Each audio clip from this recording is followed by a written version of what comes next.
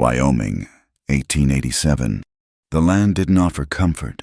It offered truths, hard and sharp as the flint scattered across the plains. In Juniper Basin, late summer was a season of gray dust and brittle hope.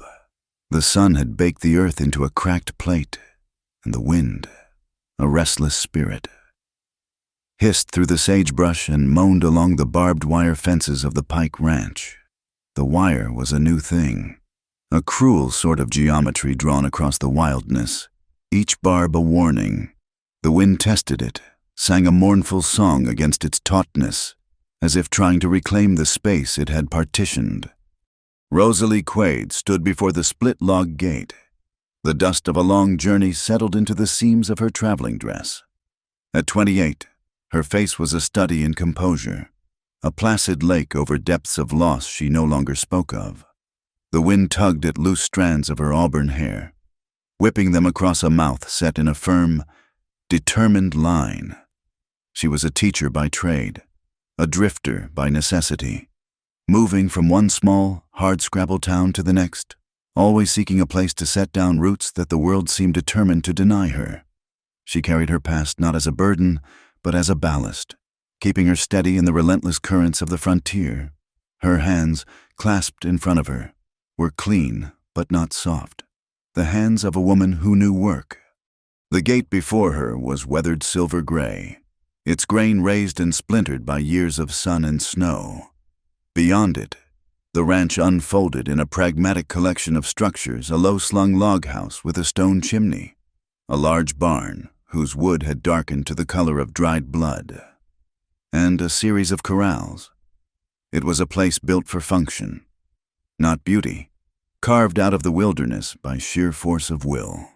It had the profound silence of a place where words were spent like currency, sparingly and only when necessary. The barn door creaked open, and a man emerged, moving with an economy of motion that spoke of a life spent in physical labor. This was Harlan Pike. He didn't walk so much as flow from the shadowed interior into the harsh sunlight. His shoulders were wide enough to block the doorway, and the worn fabric of his shirt stretched tight across his back. He moved toward the gate, his boots scuffing softly in the dust. He stopped on the other side, his hands resting on the top rail. They were big hands, the knuckles swollen and the palms thick with calluses. Hands shaped by reins and ropes, hammers and iron. He said nothing. His eyes, a pale, washed-out blue, did the talking. They assessed her, taking in the worn but respectable dress, the straightness of her back, the dust on her shoes. It wasn't a hostile gaze, but it was unvarnished, stripped of all social pleasantry. It was the look of a man who had no time for anything but the truth. Rosalie met his gaze without flinching. She had rehearsed a dozen different openings on the long ride out, speeches about pedagogy and patience, about her qualifications and her gentle nature.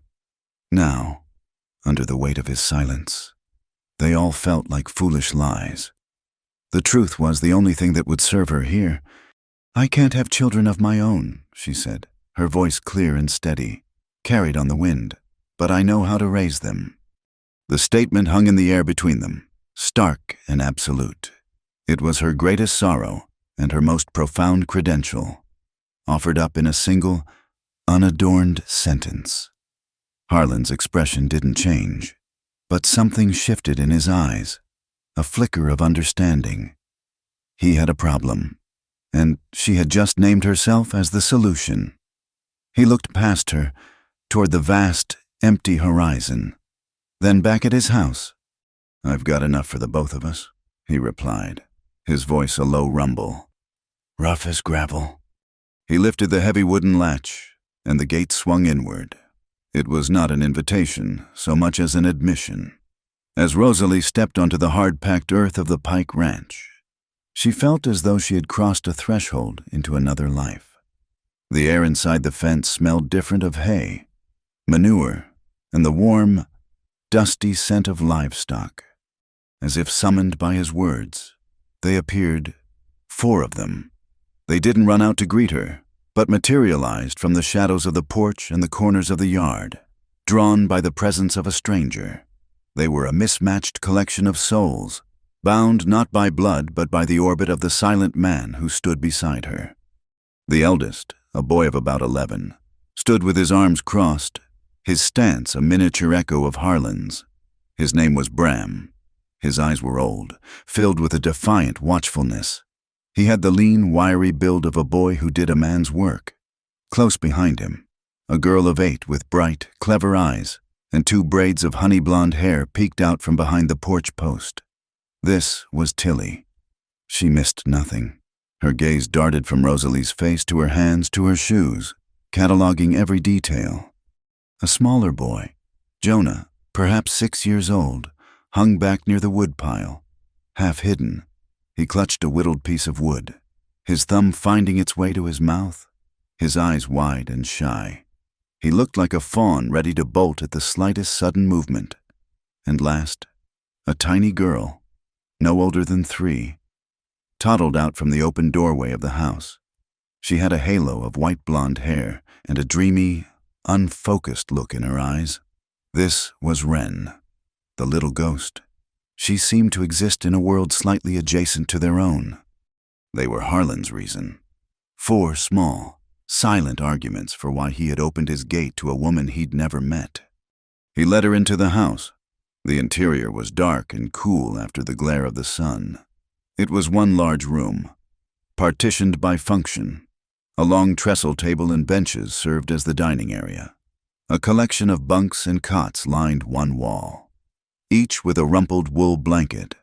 In the center of it all was a massive stone hearth and a cast-iron stove, the undisputed heart of the home.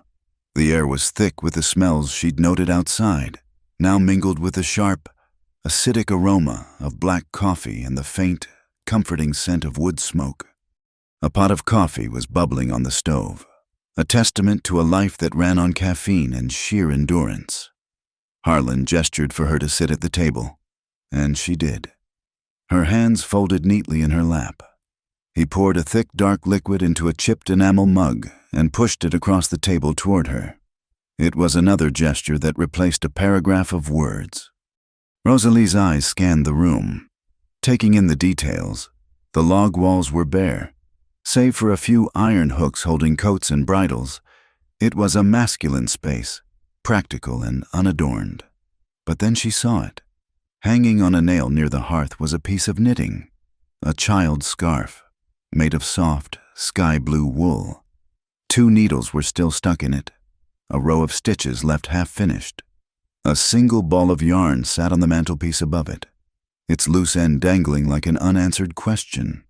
It was a small, poignant symbol of an attempt at softness in this hard place, a story that had been started but never named, a gesture of care left incomplete. Rosalie wondered whose hands had started it, and why they had stopped. "They'll learn their letters in here," Harlan said, breaking the silence. He gestured with his chin toward the main living space. "When the north wind blows, everyone sleeps near the hearth.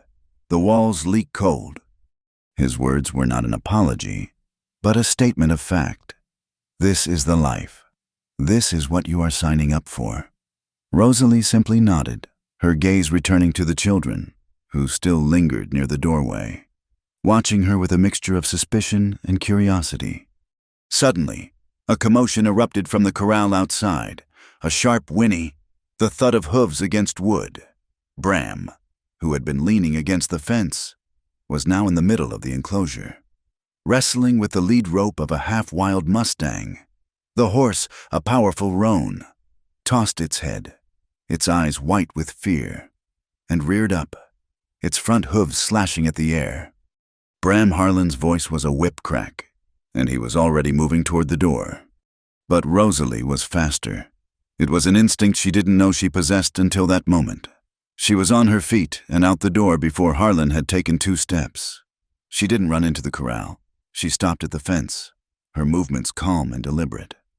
Bram was pulling back on the rope, his young face a mask of strained effort and fear. He was losing his grip. "Let him have some slack. Bram," Rosalie said, her voice even and low, not shouting over the horse's panic. "Breathe with him. Let him feel your breath." The boy glanced at her, his eyes wide with surprise. He hesitated, his knuckles white on the rope. "Breathe out," Rosalie commanded softly, and she exhaled slowly and audibly herself. Slowly. "That's it. Now again." She guided him with her voice, her own body a picture of tranquility. She didn't look at the horse. She looked at the boy. Bram, caught by the strange authority in her tone, found himself obeying. He loosened his death grip slightly. He took a shaky breath and let it out. The horse, feeling the change in tension on the rope and perhaps sensing the shift in the boy's energy, stopped fighting. It lowered its head, its sides heaving, and let out a nervous snort. Its feet, which had been dancing with anxiety, grew still. Bram stood there, panting, still holding the rope, looking from the now calm horse to the woman at the fence.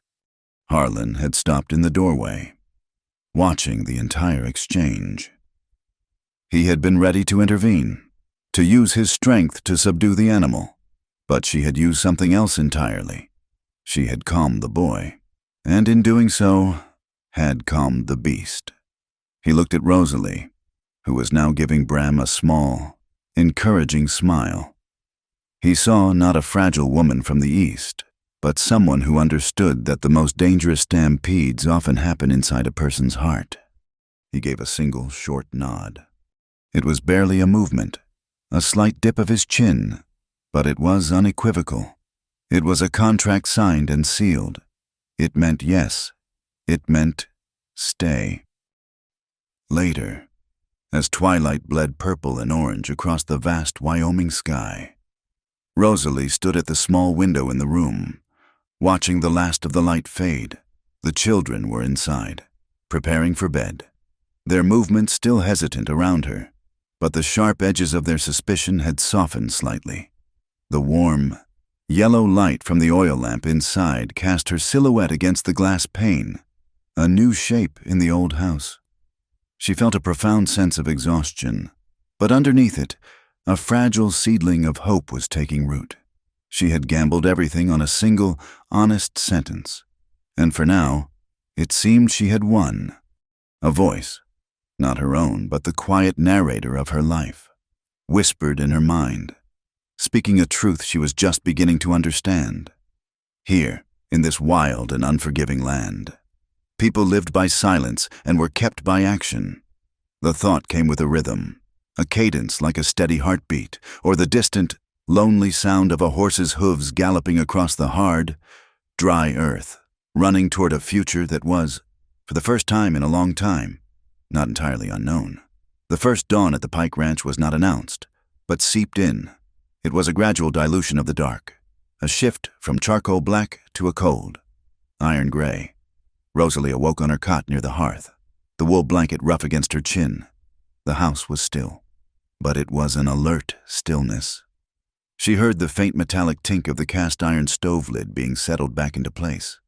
She rose quietly, dressing in the half-light, her movements economical.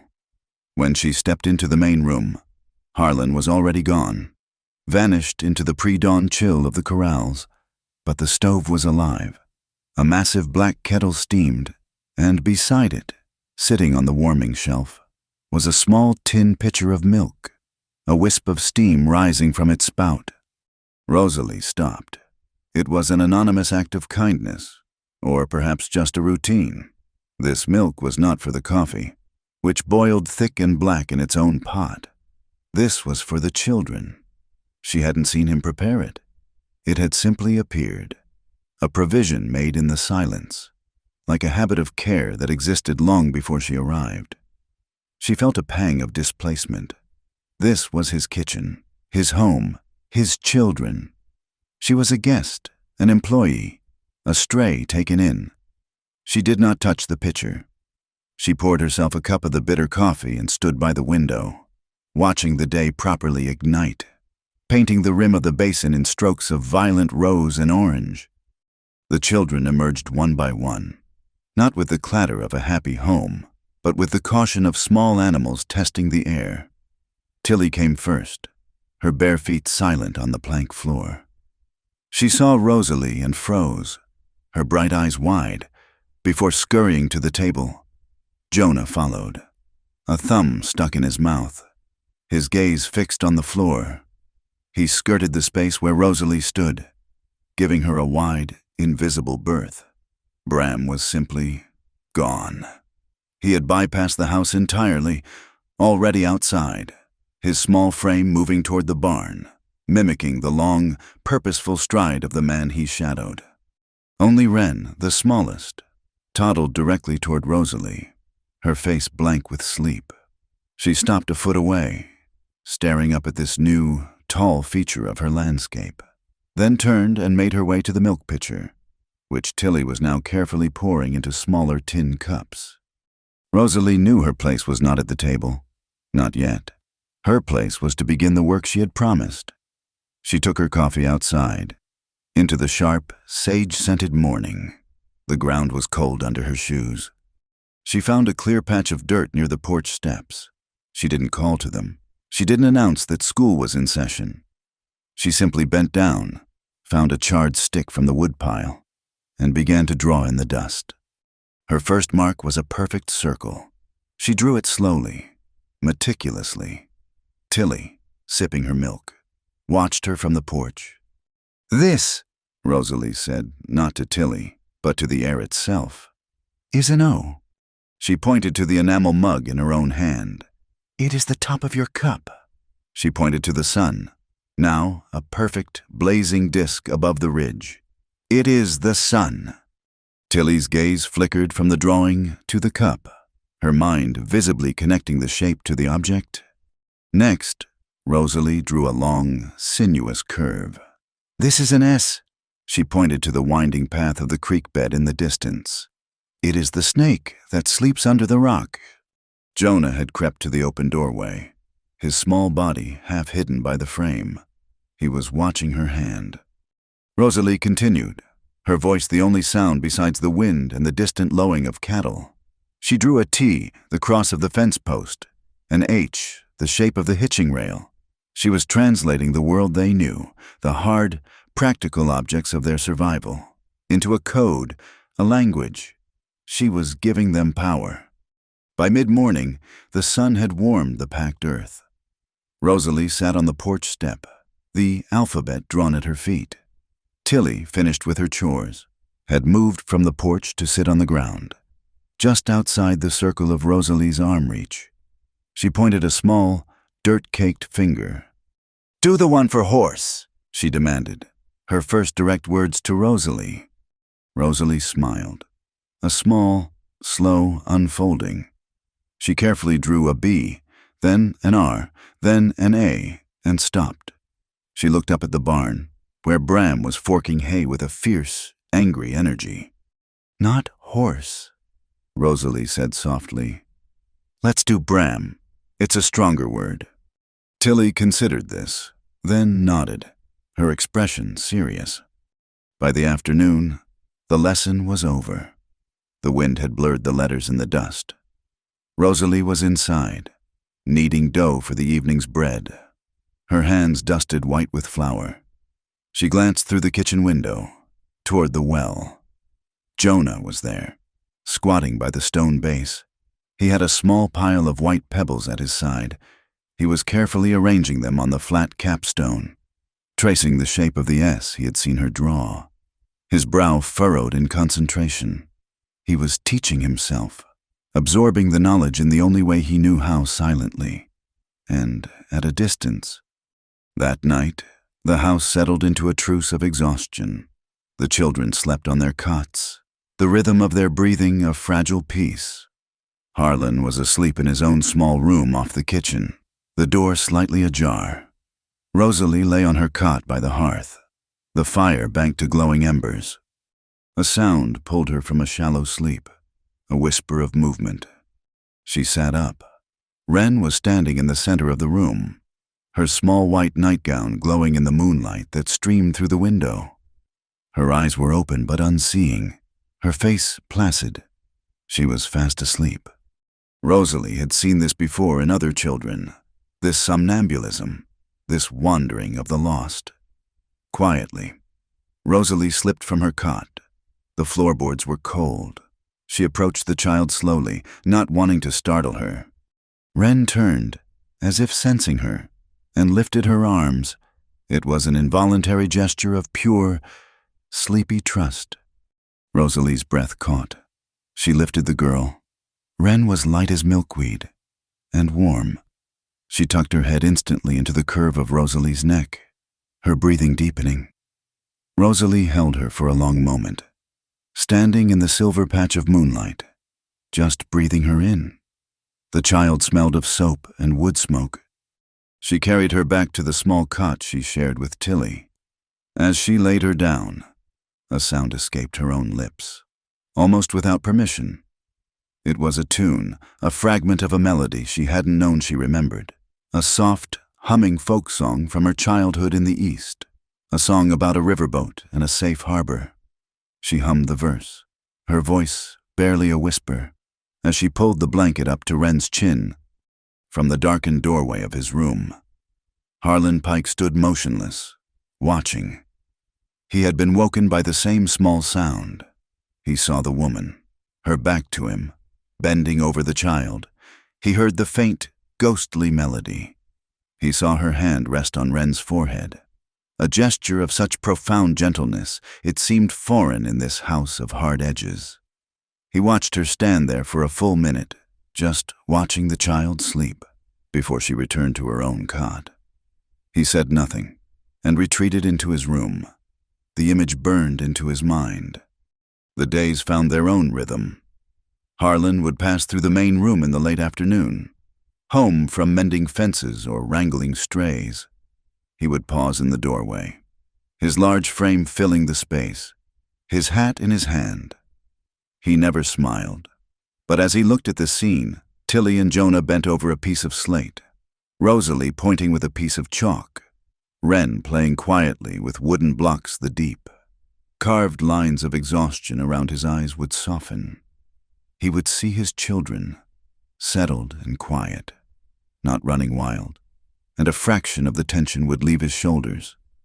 He would nod, a curt dip of his chin, and move to the wash basin, the unspoken approval hanging in the air. Bram remained the outlier. He was a fixed point of resistance, always at the perimeter. He stood with his hands jammed deep in his pockets, his shoulders hunched, his eyes holding the wary, adult gaze of someone who has seen too much, too soon.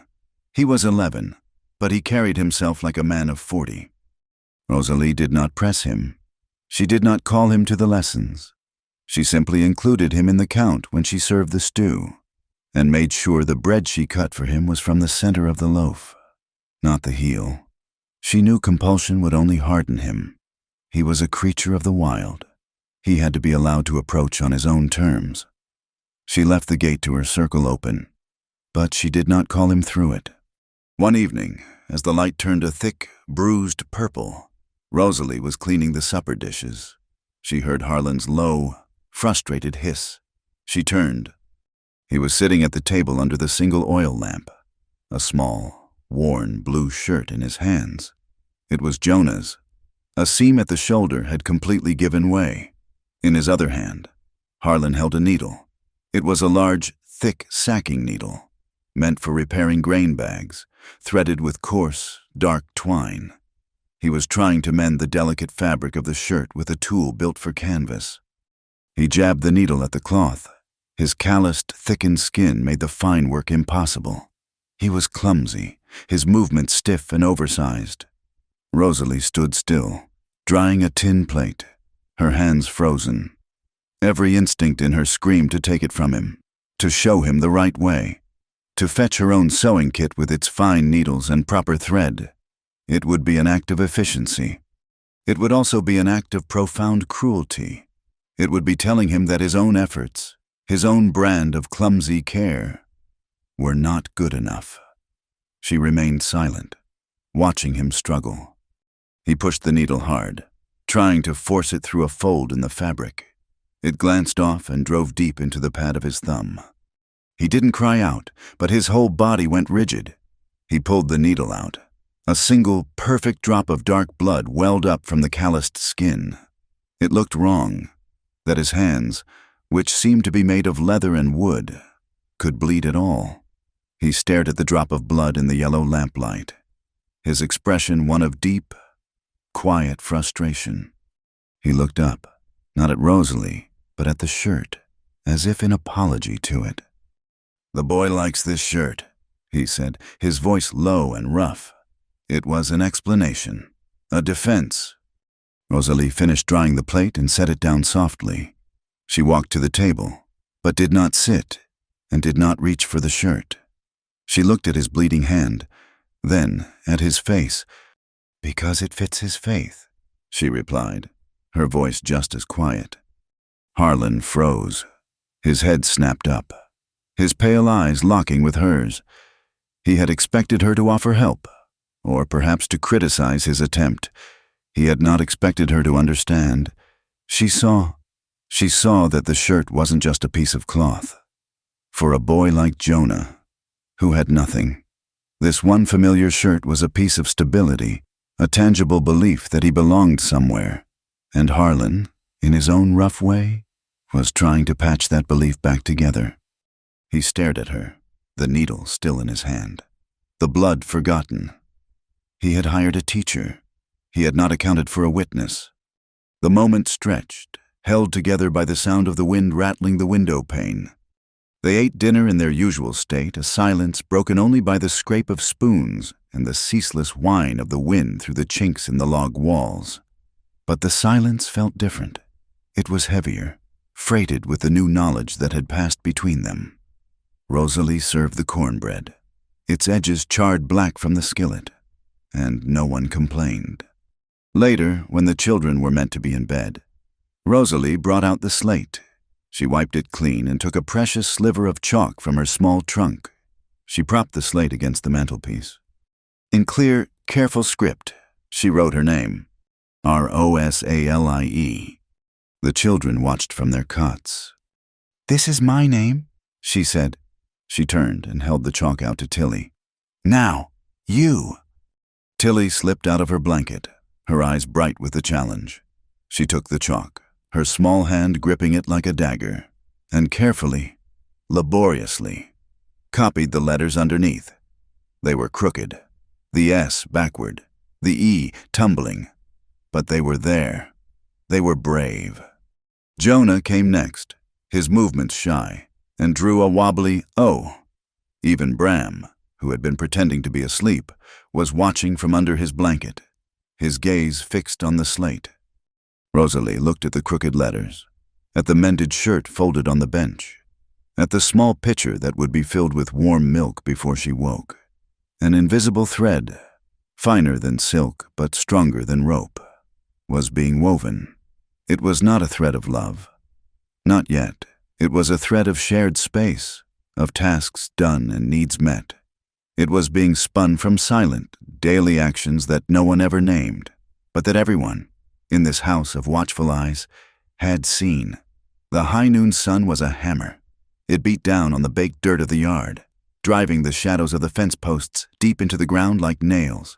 The air in Juniper Basin was thick and still, shimmering invisible waves above the corrals. The world seemed to be holding its breath. Flies buzzed in lazy, drunken circles.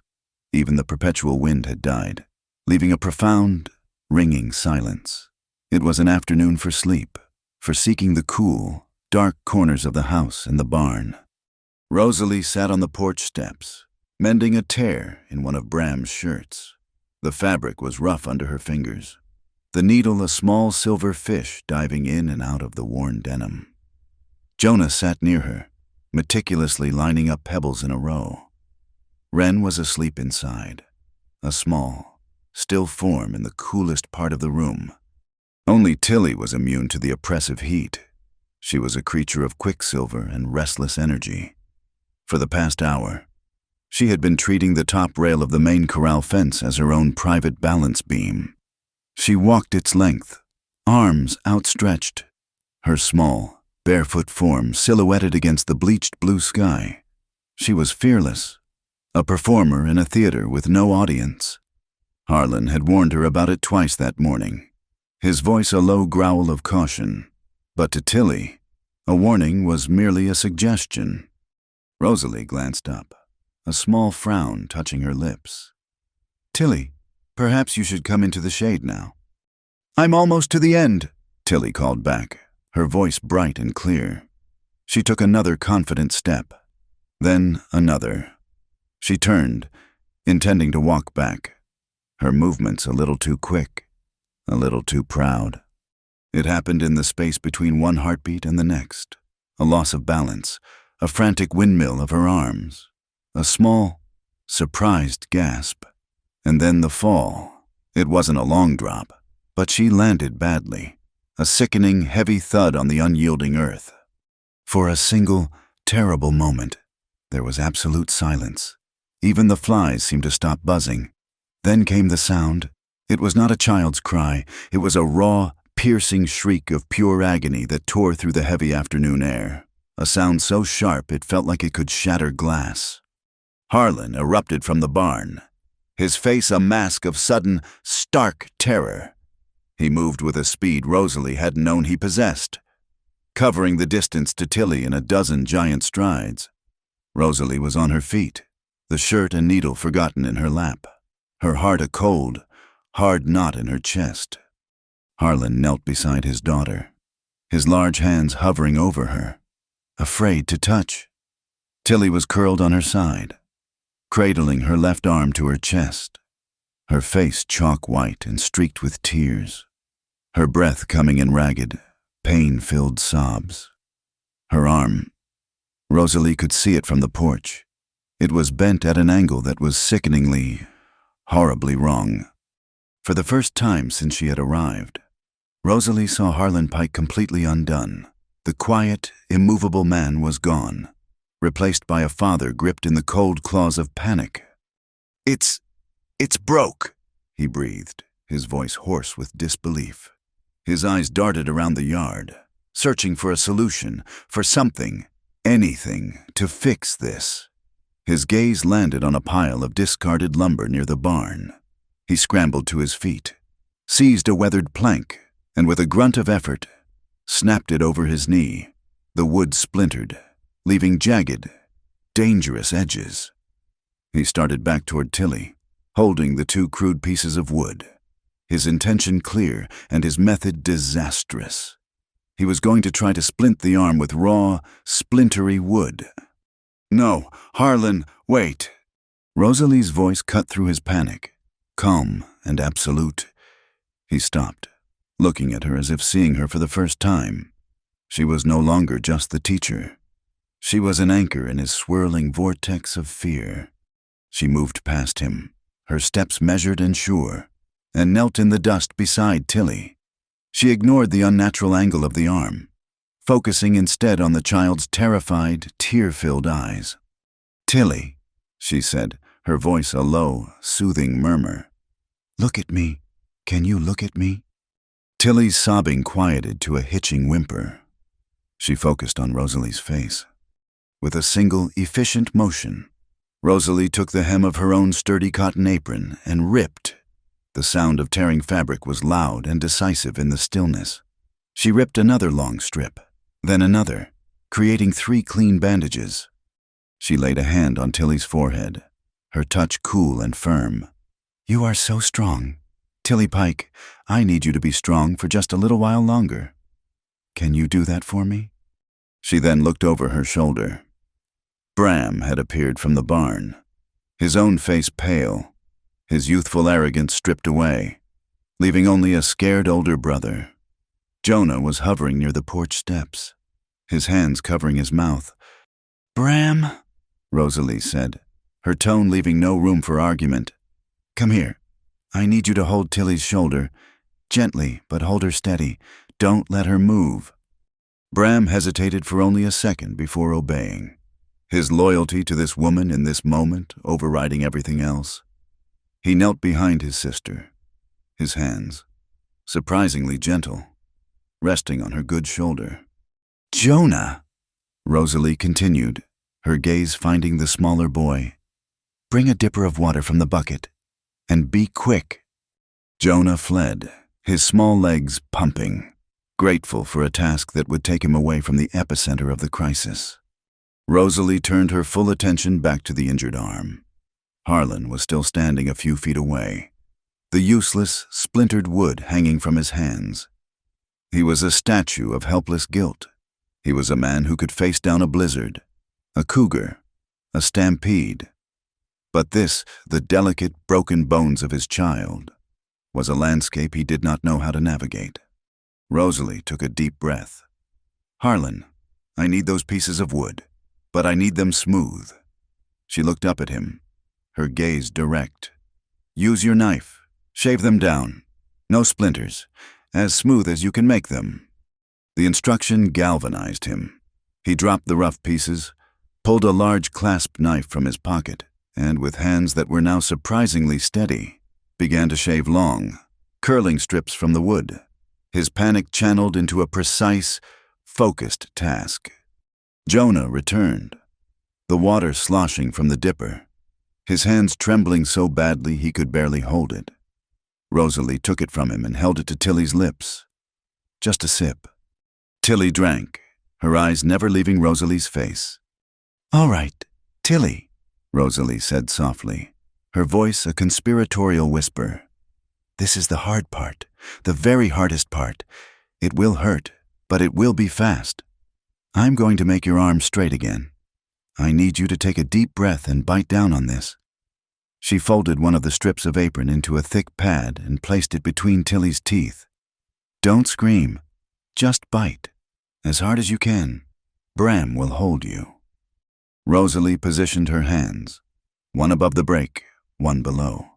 Her touch was incredibly light, yet firm. She looked at Tilly. "Now." Tilly's eyes squeezed shut. She bit down hard on the cloth pad.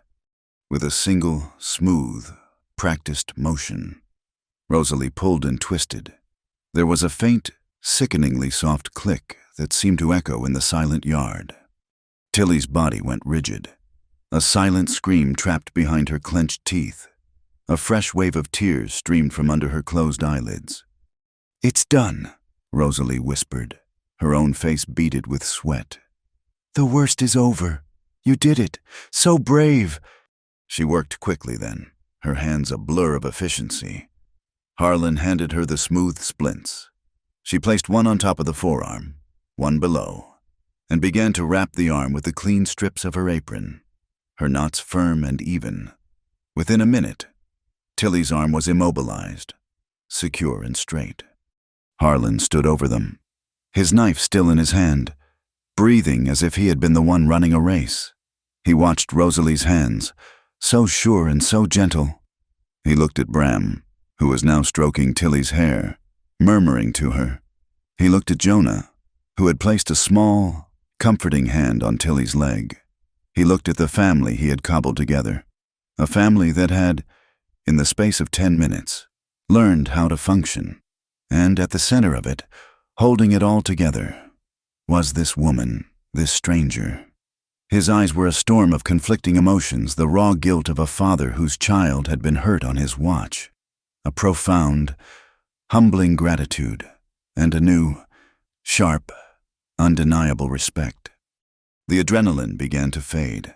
The pain in Tilly's arm, now a dull, throbbing ache instead of a sharp, searing fire, finally receded. Her body went limp with exhaustion. Her eyes fluttered closed, and she was asleep. "Let's get her inside," Rosalie said quietly. Harlan needed no second instruction. He slid his arms under Tilly, lifting her as if she were made of glass, and carried her into the house, laying her gently on his own bed in the small side room. The kitchen was silent. The afternoon heat seemed to press in on them. Rosalie moved to the hearth, where she kept a small collection of dried herbs in cloth bags. She selected a few willow bark for the pain, chamomile to help her rest, and began to brew a tea.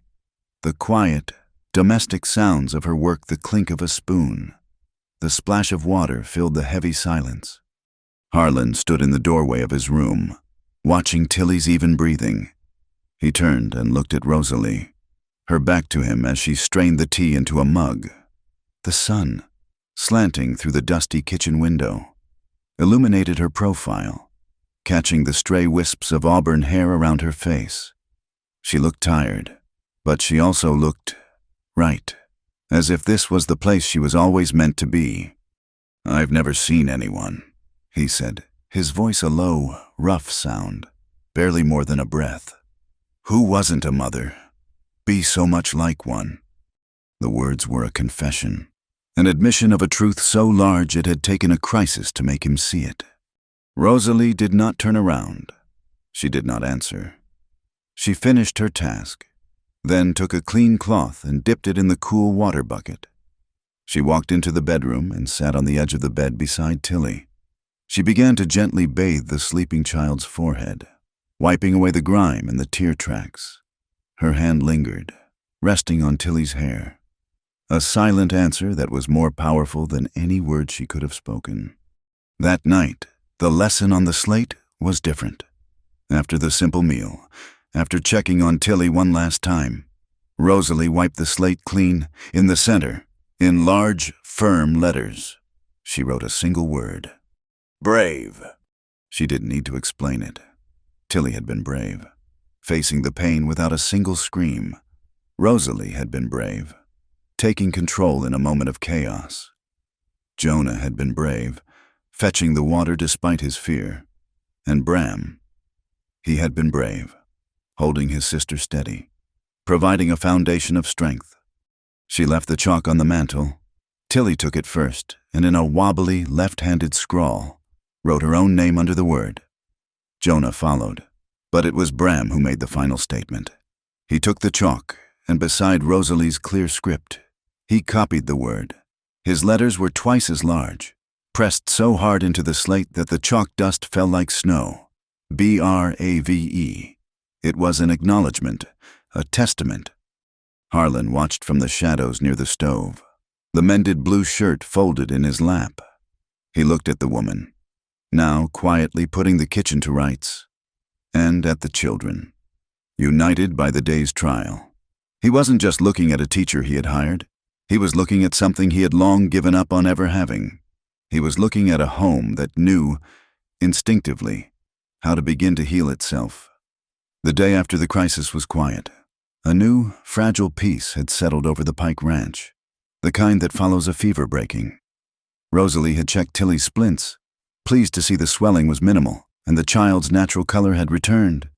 She was propped up on Harlan's bed, a small monarch holding court, directing Jonah and Wren in a game of pretend that involved a wooden spoon and an empty bean tin.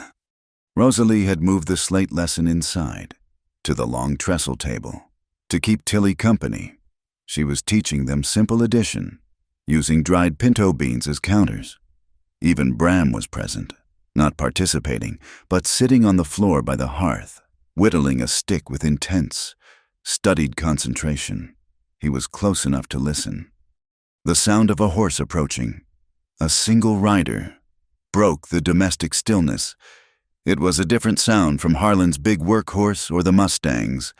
It was a clipped, measured gait. Bram was on his feet in an instant, peering through the window. "Someone's coming," he said, his voice low. Harlan, who had been mending a bridle on the porch, stood up.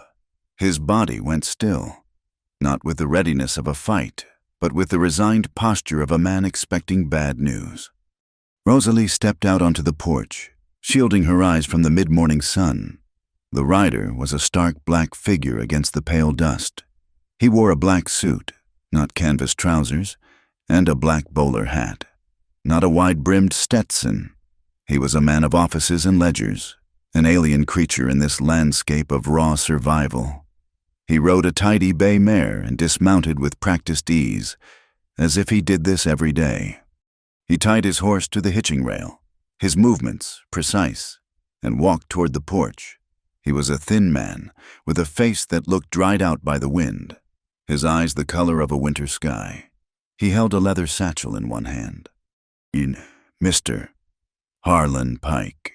he asked. His voice was not unkind, but it was devoid of all warmth.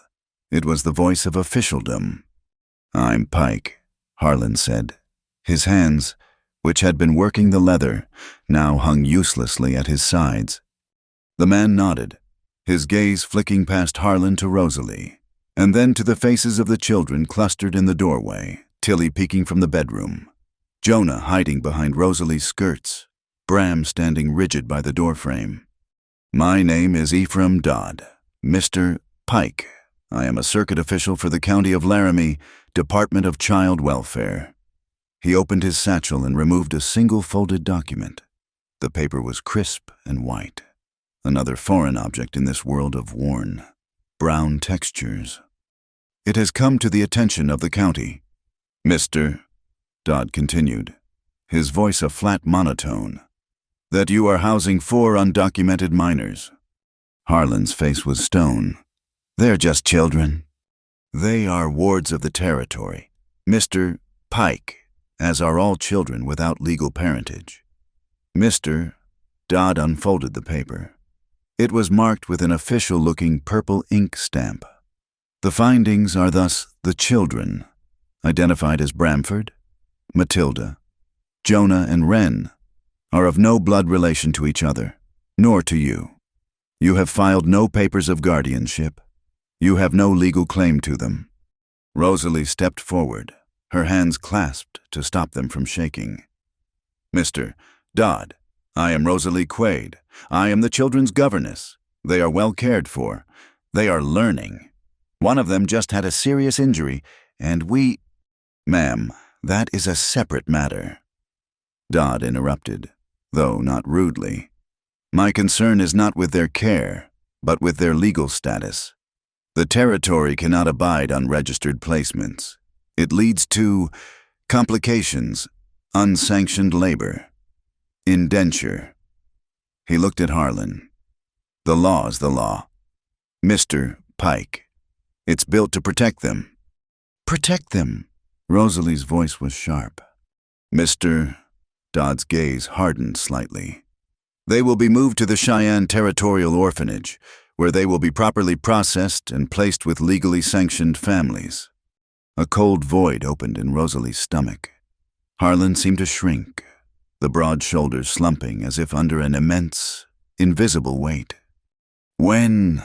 Harlan's voice was a croak. Mr. Dodd looked at the paper, then at the horizon. "This is your 10-day notice. I will return with a wagon and an escort on the morning of the 27th. I suggest you have their belongings, such as they are, prepared." He folded the document and held it out to Harlan. Harlan did not take it. He stared at it as if it were a coiled rattlesnake. After a long, agonizing silence, Rosalie stepped forward and took the paper from Mr. Dodd's hand. "They will not be ready," she said, her voice shaking with a cold, rising fury. Mr. Dodd looked at her for a long moment. 10 days, ma'am. That is the time the law allows. Good day." He turned, untied his horse, and mounted. He rode away at the same measured, steady pace, disappearing over the rise. He did not look back. The only sound was the jingle of his bridle, fading, and then the return of the wind. A small dust devil, kicked up by his horse's hooves, spun in the yard. A column of gray grit. It collapsed, and the dust settled over the porch, fine and gray as ash. The yard, which moments before had held the fragile sounds of a new family, was utterly silent. The children had not moved. They were a frozen tableau of terror. They knew that man had come to take them. Harlan Pike turned, walked to the porch steps, and sat down heavily. He put his elbows on his knees and buried his face in his hands. He did not make a sound, but his entire body was a picture of absolute, crushing defeat. Rosalie stood for a long time, the white paper clutched in her hand. It felt cold. She looked at the children, their faces white and stricken. She looked at Harlan, a man broken not by a horse or a blizzard, but by a piece of paper. The fire she had felt in her stomach now rose, burning away her fear, leaving a hard, clear resolution. She walked over and sat down on the step beside him. She did not touch him. They sat in silence, The empty, vast country stretching out before them. Finally, she spoke, her voice quiet but taut. Tell me about them. Harlan. Not the stories. The truth. The legal truth. He didn't look up. His voice was muffled by his hands. There's no legal truth, just what happened. He took a long, shuddering breath. Bram! I found him in the wreckage of the North Platte relay station. Some drifters set it on fire for a laugh. His PA ran the station. Didn't make it out. Bram. He was just hiding in the creek bed. Covered in soot. Smelled of smoke for a year. Had nowhere to go. So he stayed. He lifted his head, his eyes distant, seeing the past. Tilly. She was a Sunday morning delivery. A year after I was alone. Went to Copper Ridge for supplies. Preacher Collins found her on the church steps when he opened up. She was in a feed sack, with a note that just said sorry. No one claimed her. The preacher's wife was sick. I had the room. I had the milk. It made sense at the time. He rubbed his calloused hands over his face. Jonah. His folks had a small claim up by Salt Draw. The lung fever came through. I rode up to check on them, and they were gone. Found the boy in his cot. Thin as a rail, but alive. He didn't speak for 6 months. He paused, and his voice dropped even lower, filled with a ragged edge of old pain. Wren, he stopped. Her PA, he was a fool. Got drunk, got caught with a horse that wasn't his. They strung him up for it, just outside of town. The law did. When they went to his camp, she was just there, Dodd's predecessor. He was just going to leave her. Said she was a thief's get, and that's all she'd be. I took her. I could not. He finally looked at Rosalie, his eyes raw with a helplessness that pierced her to the core. I didn't build a family. Rosalie, not like folks are supposed to. I just held out my hands, and they were empty. So I filled them. He held his large, scarred hands out, palms up, as if in offering. They were the evidence of his failure, his inability to fight this new kind of battle. Rosalie looked at his empty hands. She saw the map of his life in them, the calluses, the old cuts, the blood he'd shed trying to mend a child's shirt. She felt a surge of emotion so powerful it almost choked her. It was not pity. It was a fierce, protective loyalty. She reached out and placed her own hand flat over his, covering the scars, pressing down. His hand was rough and warm. Then let me bind those fingers together with words, she said, her voice a low, hard promise. He stared at her, his expression lost. She stood up, pulling him with her gaze. Get Bram, get him the fastest horse you have. She turned and marched into the house, a general taking command. She went to her small, battered trunk at the foot of her cot. From beneath her few spare clothes, she retrieved a small wooden writing box. It was her only luxury. She opened it.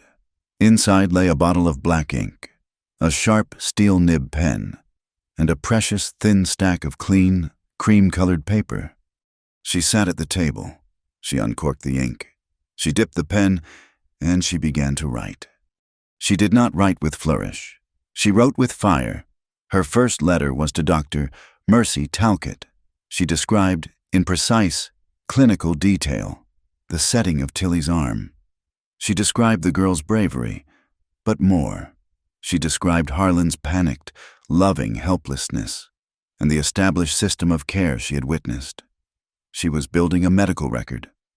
Her second letter was to Alma Griggs, the woman who ran the mercantile, the undisputed social hub of Copper Ridge. She wrote of the children's lessons. She listed the words they had learned. She described Jonah's newfound confidence with pebbles, Tilly's quick mind, Wren's gentle nature. She described the warm milk that appeared every morning. She was building a community record. Her third letter was to Owen Rook, the blacksmith, a man Harlan respected. She wrote of Harlan's hands, of his attempt to mend a shirt with a sacking needle. She wrote of the repaired fence line, of the man who worked from sunup to sundown to provide for 4 children who were not his. She was building a record of character. Her fourth letter was to Preacher Collins, the man who had found Tilly. She reminded him of that day. She wrote that the girl he had found in a feed sack was now reading and safe and loved. She appealed not to the law of the territory, but to the law of God and decency. When Harlan came in, Bram at his heels, she was blotting the last page. Bram's eyes were wide with fear, but he held his jaw tight. Rosalie folded each letter and, using a precious nub of wax and a match, sealed each one. "Bram," she said, looking him square in the eye, "you are not a boy today. You are a courier. These letters must get to Copper Ridge, to Dr. Talcott, to Mrs. Griggs, to Mr. Rook, and to Preacher Collins, into their hands. No one else's. Can you do that?" Bram looked at Harlan, who gave a single, sharp nod. Bram's fear was burned away by the heat of the mission. "Yes, ma'am." "Go," Harlan said, his voice rough. "Take Thistle. Ride hard, but don't founder him." They watched from the porch as Bram, a boy of 11, mounted the ranch's best horse and rode out like a shot, dust rising behind him. The letters were on their way. The whispers in Copper Ridge were about to begin. That evening, the mood in the cabin was thick with dread. The children were silent, pushing their food around their plates. The white paper sat on the mantel, a visible threat. After supper, Rosalie took down the slate. She wiped away the addition problems, the sums of beans. She turned to the children, who watched her with haunted eyes. "That man," she said, her voice clear and strong, "is wrong. He believes a family is made of paper and ink. He is wrong." She took the chalk and wrote on the slate. Her letters were not as neat as they usually were. They were bold, angry, defiant. "Family is who stays." She underlined the last word so hard the chalk snapped. She turned and faced them, the 4 small, terrified children she had come to know. "This is our law," she said, tapping the slate. "Bram is writing to tell the town that we are staying. Harlan is staying. I am staying. You." She looked at Tilly, then Jonah, then Wren. "Are staying. This is our home. This is our law." Tilly's chin came up. Jonah's thumb slipped out of his mouth. Later that night, long after the lamp was out, a sound woke Rosalie. It was Wren, murmuring in her sleep. Rosalie went to her cot, adjusting the blanket. The child was dreaming, her small face peaceful in the moonlight. She was whispering one word, over and over, like a prayer. "Stays, stays, stays." A small, fragile ray of hope, but the hourglass had been turned. Ephraim Dodd's shadow hung over the valley. 10 days. The countdown had begun. The 7th day came with a bruised sky. The countdown to Ephraim Dodd's return was a silent drumbeat in the house, a rhythm of dread underlying every meal, every lesson. But on the evening of that 7th day, the territory decided to unleash a fury that made the threat of a county official seem small and distant. It began not with rain, but with a change in the air. The pressure dropped, leaving a hollow, ringing sensation in the ears. The wind, which had been a constant companion, fell utterly silent. The world outside the cabin windows went still and took on a sickly yellow-green hue, the color of old bruises. Harlan came in from the barn, his face grim, and began checking the shutters on the windows, his movements economical and deliberate. "It's a bad one coming," he said, his voice a low rumble. "The kind that tears the roofs off things." The first gust of wind hit the house like a physical blow, a giant's fist that made the log walls groan. Then came the rain. It wasn't a drizzle or a shower. It was a solid, deafening sheet of water, as if the sky had simply ruptured. Lightning spider-webbed across the heavens, followed instantly by cracks of thunder so violent they shook the floorboards. Inside, the cabin became a small, flickering island in a world of roaring chaos. Rosalie had lit 2 extra lamps, but their warm glow seemed feeble. pushed back by the oppressive, roaring dark outside. Tilly and Jonah were huddled together on a cot, their faces pale. Bram stood by the window, peering through a crack in the shutter, his face a mixture of fear and fascination. It was Rosalie who noticed it first. Wren, who had been uncharacteristically quiet all afternoon, was flushed, not the healthy pink of a warm child, but a deep, alarming crimson. Rosalie laid a hand on the girl's forehead. It was like touching a hot stove. "Harlan," she said, her voice sharp with a new, immediate fear. "She's burning up." Harlan turned from the door he'd been bracing. In 2 strides, he was beside her. He touched Wren's cheek with the back of his rough fingers, and a look of profound dread washed over his face. The child's breathing was shallow and fast. Her eyes were glassy, half open but seeing nothing. A small, distressed whimper escaped her lips. This was not a common fever. This was a fire, consuming the small child from the inside out. Rosalie flew into action, her mind racing. She sent Jonah for a dipper of cool water and a cloth. She held Wren, trying to soothe her with a low, humming sound. But the child was rigid in her arms, her small body radiating a terrifying heat. Harlan stood over them, a giant, useless pillar of a man, his hands clenched at his sides. He looked as he had when Tilly's arm was broken, paralyzed by a problem he could not solve with his own 2 hands. He was a bastion of strength against the storm outside, but against the storm raging inside Wren's tiny body, he was defenseless. The cool cloth seemed to steam the moment they touched Wren's skin. Rosalie tried to get her to drink a little water, but her lips were parched and she couldn't swallow. A low, guttural growl from outside made the whole cabin vibrate. It wasn't thunder. "Salt draw," Harlan said, his voice rough. "The creek's over its banks." The realization hit them both at the same time. The town, the doctor, was on the other side of that creek. The wooden bridge would be submerged, if not already splintered and washed away. They were cut off, trapped. Wren let out a thin, pained cry, and her small body began to tremble. A slight, almost imperceptible tremor that shook Rosalie to her very soul. "We need Dr. Talcott," Rosalie said, looking up at Harlan, her eyes pleading. "Harlan, she'll die." He stared at the shuttered window, at the roaring darkness beyond. He was seeing the churning, muddy water of the creek, the debris, the sheer, raw power of the flood. To try to cross it would be madness.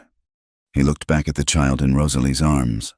He looked at her flushed face, her labored breathing. He saw the fire in her, and he knew. "My part," he said, the words seeming to be torn from his throat, "is to ride." Rosalie's heart stopped. She grabbed his sleeve, her fingers digging into the coarse fabric of his shirt. "You can't. You'll be swept away. You'll drown. Harlan." The image of his body being tumbled in the dark. Debris-filled water flashed in her mind. A vision of pure horror. What good will that do any of us? He looked down at her hand on his arm, then into her eyes. The helplessness was gone, replaced by a grim, unshakable resolve. For a long moment, the only sounds were the howling wind and Wren's ragged breaths. The entire world, their entire future, seemed to hang in that single silent moment. Rosalie saw the truth in his face. He would not be swayed. This was who he was. A strange, fierce tenderness rose up in her, overwhelming her fear. She squeezed his arm, her grip tightening not to hold him back, but to hold him up.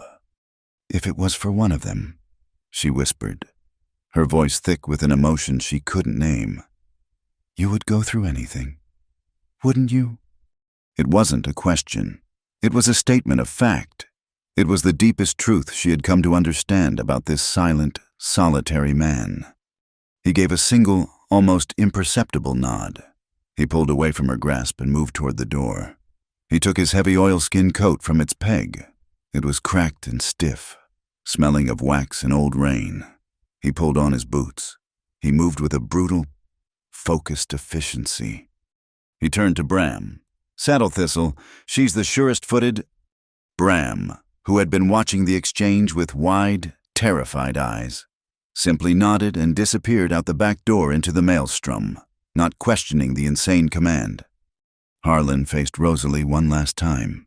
"Keep her warm," he said. A useless, fatherly instruction that was really a plea. "Keep her alive until I get back." "I will," Rosalie promised, her voice a solid rock in the chaos. He opened the door. The storm lunged into the room, a screaming whirlwind of wind and water that sent papers flying and made the lamps gutter wildly. Then he was gone, swallowed by the night. A minute later, Bram stumbled back inside, soaked to the skin and shivering, the door slamming shut behind him. "He's gone," the boy said, his voice trembling. The sound of Thistle's powerful hooves, struggling for purchase in the mud, was audible for a few seconds. A frantic, desperate rhythm. Then it was consumed by a deafening roar of thunder, and there was only the sound of the storm.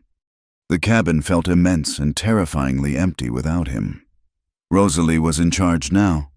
She was the one who had to hold the line. The night became a waking nightmare. Time dissolved into a series of desperate tasks. Rosalie bathed Wren constantly with cool water, which seemed to do nothing. She talked to her, sang to her, willing her own strength into the child's failing body. Jonah, his face a small, white mask of fear, never left her side. He would fetch fresh water, his small hands gripping the dipper tightly, his eyes fixed on Wren. He was her squire in this terrible battle. Bram paced. He walked from the window to the hearth, from the door to the table, a caged wolf, his hands clenched into fists. He was channeling his terror into motion, unable to be still. Every crack of lightning, every boom of thunder, made him flinch, his eyes darting toward the door. The hours crawled by. One lamp flickered and died.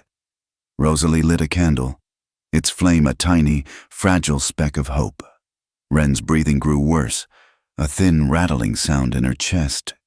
She was delirious now, murmuring words that made no sense, her small hands plucking at the blanket. Rosalie felt a cold despair begin to creep into her heart. Had she sent him to his death? Was he lying somewhere in the dark, broken, lost in the flood? And would this child die here, in her arms, because of it?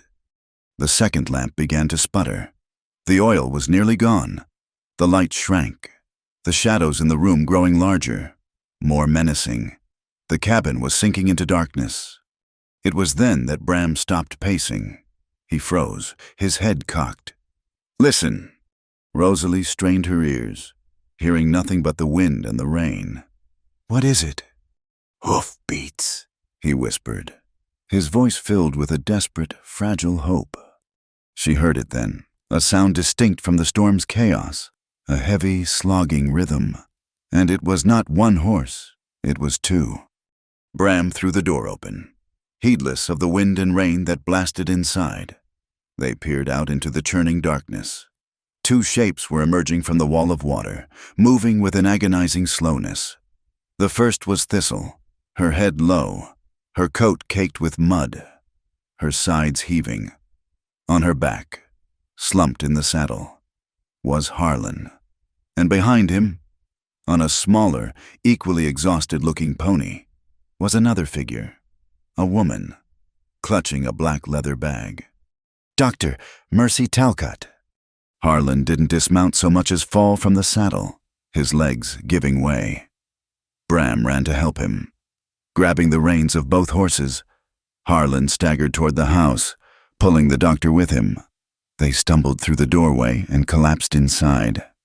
They were both soaked through, covered in mud and leaves. Harlan's face was ashen, his lips blue with cold. Dr. Talcott, a tough, wiry woman in her 50s, seemed barely better, but her eyes were sharp and focused. "The child," she said, her voice a gasp. Rosalie pointed to the bed. The doctor was there in an instant, her wet coat dripping onto the floor. She threw open her bag. The metallic click of her instruments was the most beautiful sound Rosalie had ever heard. Harlan leaned against the wall, shivering, his eyes fixed on the bed. He had done it. He had ridden through hell itself, and he had come back with a miracle in a black leather bag. The doctor worked with a swift, no-nonsense efficiency, administering a tincture from a small brown bottle, forcing a few drops between Wren's lips. She listened to the child's chest with a cold stethoscope. "Lung fever," she said grimly. "The storm brings it on. We have to break the fever, now!" She prepared a poultice of mustard and herbs, the sharp smell filling the cabin. The waiting began again, but this time it was different. It was not a hopeless vigil. It was a battle being fought by a professional. Finally, after what felt like another lifetime, the doctor laid a hand on Wren's forehead. A small, satisfied smile touched her lips. "It's breaking. The fever is breaking." Rosalie felt her knees go weak with relief. She looked at Wren. A fine sheen of sweat had appeared on her skin. Her breathing, while still shallow, had lost its terrible rattling sound. Her body, which had been rigid with fever, had relaxed. She turned her head and, with a small, sleepy sigh, her hand found the fabric of Rosalie's nightgown and clutched it tightly. She was asleep, a true, healing sleep. Harlan, seeing the change, let out a long, shuddering breath. The tension that had held him upright for hours finally gave way. He slid down the wall and sat heavily in a chair by the table, his head lolling forward. His wet clothes dripped, forming a puddle around his feet. He was utterly spent, asleep on his feet, but his hand, even in his deep, exhausted sleep, never loosened its grip on the strap of the doctor's black leather bag.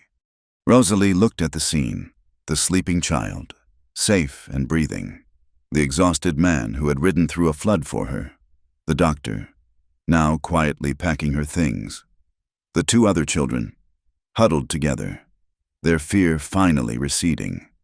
The piece of paper from Ephraim Dodd was still on the mantelpiece, a pale, impotent threat. It could not stop a flood. It could not break a fever. It could not measure the strength of a man willing to ride into a storm for a child that was not his. They had survived a night where the law of the territory was meaningless. They had been saved by another law, entirely the unwritten, unbreakable law of the human heart. Dawn did not break. It seeped. It was a slow, quiet restoration of color to a world that had been scoured clean by the storm. The air that leaked through the cabin door was not the biting, dry wind of the high desert. It was cool, damp, and smelled of wet earth and shattered pine. It was the smell of a new beginning. Rosalie stood at the threshold, a wool blanket wrapped around her shoulders. She had not slept. She had spent the last hours of the night in a chair opposite Dr. Talcott, both of them watching the small, steady rise and fall of Wren's chest. The fever was gone, leaving the child pale and steeped in a profound, healing sleep.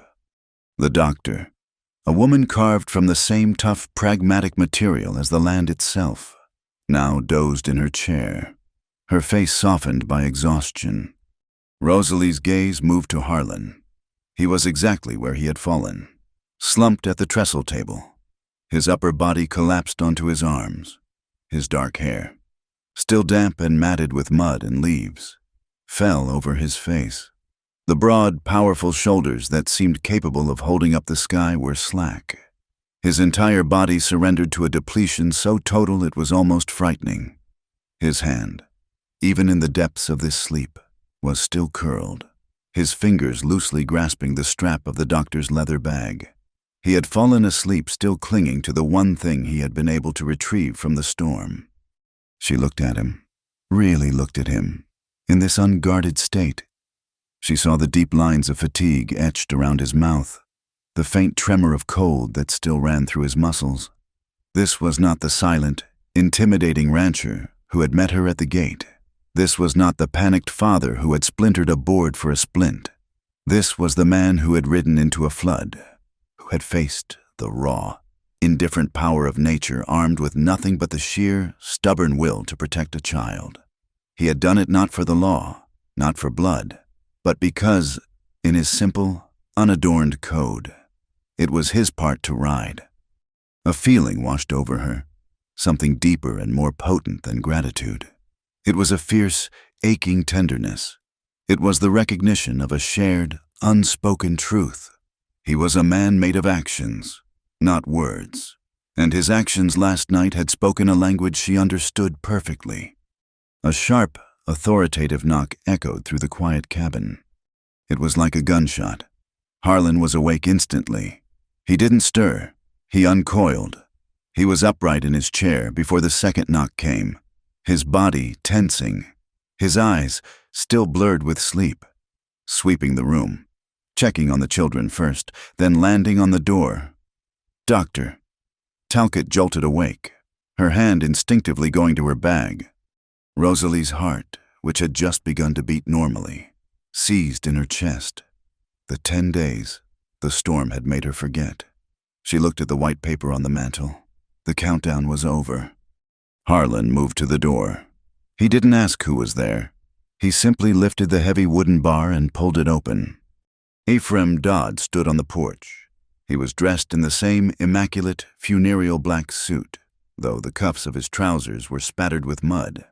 He held a small stack of letters in his hand. He looked past Harlan, and his eyes widened slightly as he took in the scene.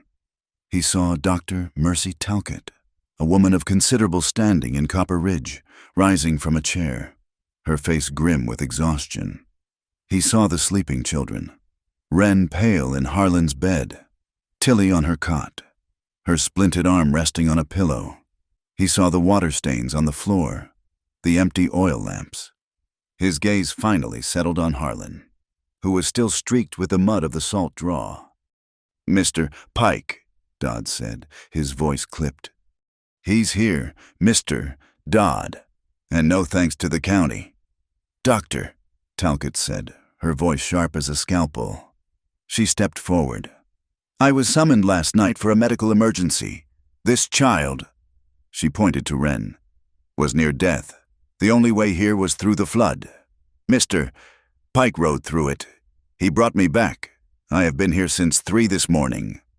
Dodd looked from the doctor to Rosalie, then at the letters in his hand. He had clearly intended for this visit to be an enforcement. Instead, he had walked into the aftermath of a war. "I received these in town. Miss Quaid," he said, holding up the letters Rosalie had sent with Bram.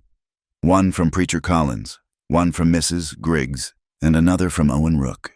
They were insistent. He looked back at Dr. Talcott. "And your testimony. Doctor seems to confirm what they all claim. This is not just a holding place. This is," he seemed to search for the word, "this is a functioning household." He shuffled the papers, his bureaucratic certainty visibly shaken by the raw evidence of human struggle in the room. "The law is clear. Mr. Pike, you have no legal standing." He paused, looking at the exhausted, defiant faces staring back at him. "However, the community evidence is compelling, overwhelming, in fact, and in light of Dr. Talcott's extraordinary report." He drew a different, single piece of paper from his inside pocket. "The territorial magistrate has reviewed the preliminary complaints. The removal order is hereby suspended, temporarily. It is suspended pending a formal hearing in Copper Ridge, where you may petition for legal guardianship."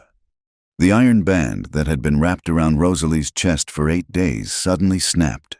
She leaned against the doorframe, her knees weak, suspended. It wasn't a victory, it was a ceasefire. Dodd nodded curtly to the doctor. "Ma'am, Mr. Pike." He placed the new document on the porch rail and turned, walking back to his tidy bay mare. His duty discharged. Harlan stood in the doorway, watching him ride away, the muddy evidence of his impossible ride still drying on his clothes. The quiet that descended on the cabin this time was different. It was not the quiet of dread. It was the quiet of sheer, breathless relief. Jonah was the first to move. He crept out from behind the table and tugged on Rosalie's skirt. He looked up at her, his small face a mask of fragile hope, his thumb halfway to his mouth. Are we really staying? Rosalie, he whispered. Is the man gone? Rosalie looked down at his face. She felt her throat tighten. She sank to her knees, pulling the blanket with her. So she was at his level. She cupped his small face in her hands. He's gone, for now, she said, her voice thick. And we are staying. Home isn't just a roof. Jonah, home is who dares to stay, and we are all staying. It was as if that one word, staying, was a key. The tension broke. Jonah threw his small arms around her neck. Tilly scrambled off her cot, her good arm waving, and joined the embrace. Even Wren, woken by the sound, sat up in Harlan's bed and held out her arms, making a small, sleepy sound, until Rosalie, her arms full, shifted to scoop her up as well. The four of them were a tangle of limbs and blankets and relief, a small, solid knot of humanity. Harlan watched them. He had not moved from the doorway. He looked at this woman on her knees, her face buried in the hair of his children, and his expression was unreadable. Bram was standing by the hearth, watching, as always, from the perimeter. Harlan took a deep breath, the first easy breath he seemed to have taken in a week. He walked across the room, past the knot of children, and stopped in front of Bram. The boy tensed, expecting a chore, a command. Instead, Harlan slowly, almost hesitantly, raised his large, muddy hand and placed it on Bram's shoulder. He didn't clap him on the back. He just rested it there. It was a gesture of profound, unspoken weight. It was an acknowledgement. We are safe. You are safe. You did well. Bram, for the first time, did not flinch or pull away. He just stood there. And for a moment, he let himself be anchored by the weight. Later, after Dr. Talcott had checked Wren one last time and ridden back to town, Rosalie found a small, creased note the doctor had left for her. It was from Alma Griggs. The handwriting was a powerful, slanted scrawl, the ink pressed deep into the cheap paper. Miss Quaid, your letter stirred up more than dust. The preacher read yours from the pulpit. Owen Rook shut his forge and went to the saloon to gather signatures. That man Dodd found a whole town waiting for him. You teacher woman. You reminded this whole hard town what neighbor really means. Don't you let them children go. Alma G. Rosalie folded the note, her heart full, and tucked it into her pocket. That afternoon, for lunch, Rosalie made cornbread. It was the same simple recipe, and the edges, as always, were charred black in the spider skillet. But as the children sat at the table, a new sound emerged. It started with Tilly, who, in trying to eat with her left hand, dropped a piece of bread, which the dog snatched immediately. A small, surprised giggle escaped her. Jonah, watching, let out a tiny, hesitant laugh in response. It was a fragile, high sound, like the chirping of sparrows after a long winter. Rosalie and Harlan, sitting at opposite ends of the table, looked at each other. Their eyes met over the heads of the children. They didn't smile, but in that shared glance, a whole conversation passed. Did you hear that we are still here? We are safe. The dynamic of the house had shifted. The unspoken lines of authority had been redrawn. Harlan no longer just did, he asked. He stood by the wall, gesturing to the small, empty cradle he had built years ago and never used. Do you think it's best here or by the hearth? Rosalie, drying a cup, paused. Here, by the wall. The hearth will be too hot when winter truly comes. She needs the warmth, but not the flame. He nodded, accepting her judgment. Later, he watched her at the slate with Tilly and Jonah. The letters? He said, his voice quiet. as if afraid to break the spell of learning. Do you teach them all at once, or Is it better to teach the numbers first? He was asking her permission to understand their world. He was inviting her to be a permanent architect of this home, not just a temporary guest. Rosalie turned. She could have just answered. Instead, she took a small step toward him and lightly touched his forearm. It was a brief, simple gesture, a counterpart to the hand she had laid on his in the yard. It was a touch that said, "I am here. We are partners in this." letters first? She said softly. "They need to know how to write their names. A name is what proves you are here." He nodded, his gaze dropping to the place where her hand had been, then meeting her eyes again. "Yes, that's right." The afternoon settled into a new, quiet rhythm. The storm had passed, the threat had receded, and the work of living resumed. But it was different.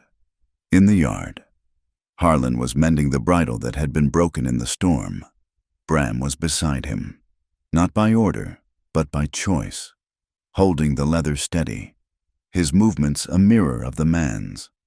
Under the big cottonwood tree, whose leaves were washed a brilliant green, Rosalie sat on a bench with Tilly. She was patiently, gently brushing the tangles from the girl's fine hair. It was a slow, maternal act, one of simple, gentle care.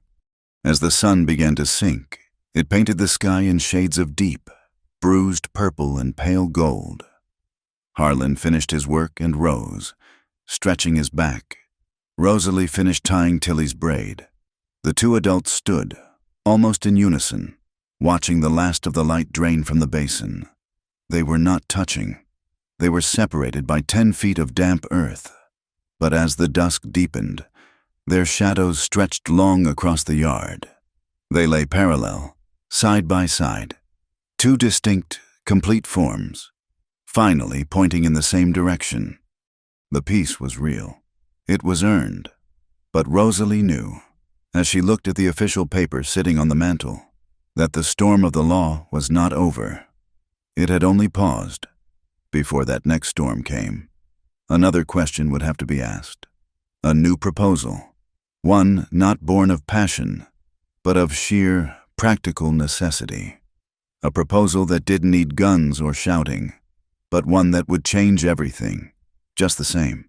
The wind had scoured the valley, and now a profound cold settled in its place. The storm had broken the back of the summer heat, and the night air was sharp, a promise of the winter to come. Inside the cabin, the world was reduced to the small circle of warmth from the hearth. The children were asleep, their breathing a soft, collective rhythm in the darkness. Tilly's broken arm was mending. Wren's fever was a memory, and the threat of Ephraim Dodd was a distant thunder, temporarily silenced. But Rosalie could not sleep. She lay on her cot, the rough wool blanket pulled to her chin. The house was quiet, but her mind was not. She was too full of the week's events, the terror of Wren's fever, the raw, animal fear of the storm, the impossible image of Harlan riding into that black, churning water, and beneath it all, the deeper, more unsettling tremor of what had passed between them in the aftermath, the shared glances, the new, quiet rhythm of their days, the way he had started to ask her opinion, not just on the children, but on the running of the house, the way his shadow and hers had stretched, parallel, in the dusk. She was exhausted, but a strange, restless energy hummed under her skin. The tension that had kept her rigid for so long, the need to survive, to prove her worth, to hold this fragile family together had finally eased. And, in its place, this new, unfamiliar vulnerability had crept in. Finally, she pushed the blanket back.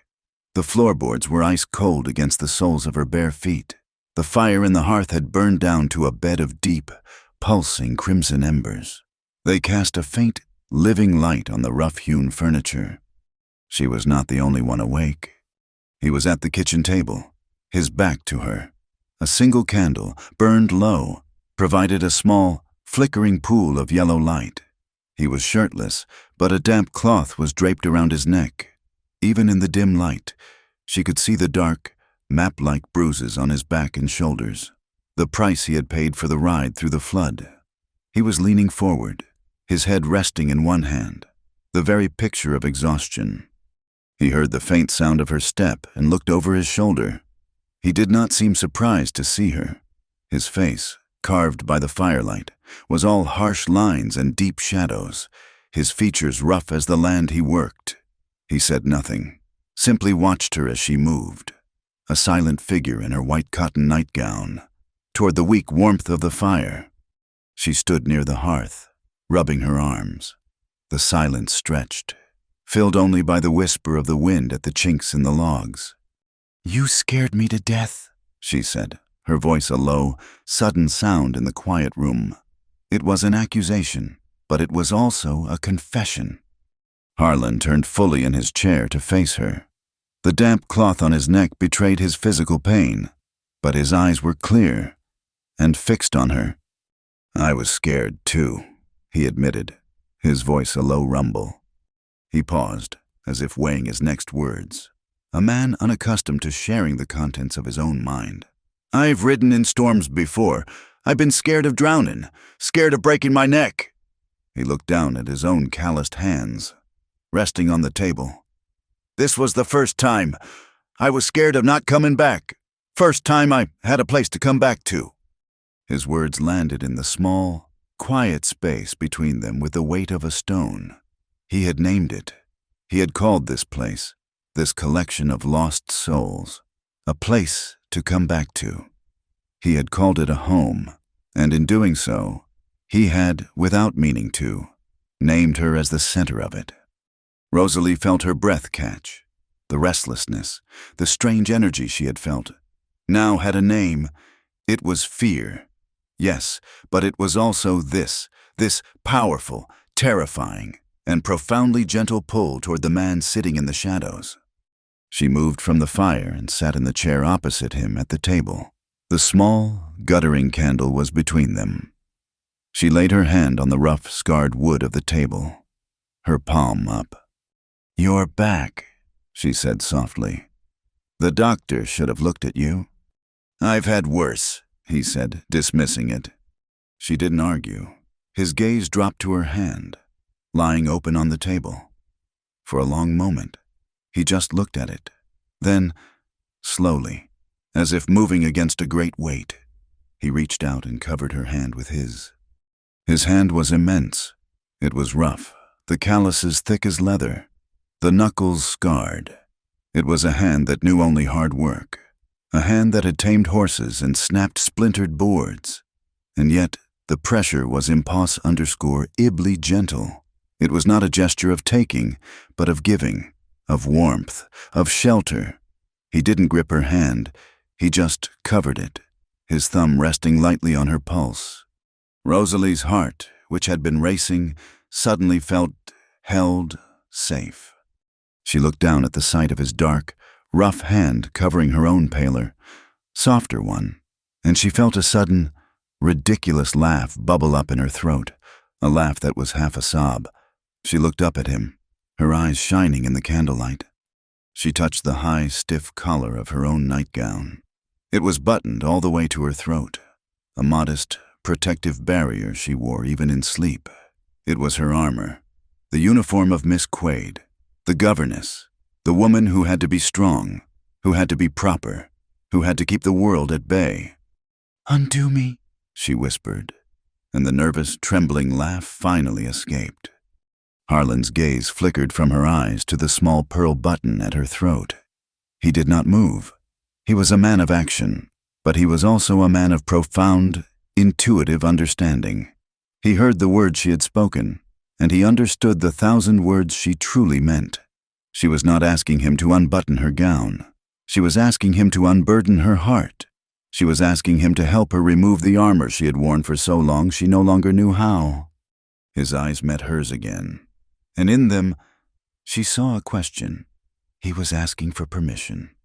Rosalie gave a single, almost imperceptible nod. He let go of her hand on the table and leaned forward. He moved with an incredible, patient slowness. He did not reach for the buttons. Instead, His rough fingers went to her shoulder, brushing aside her hair.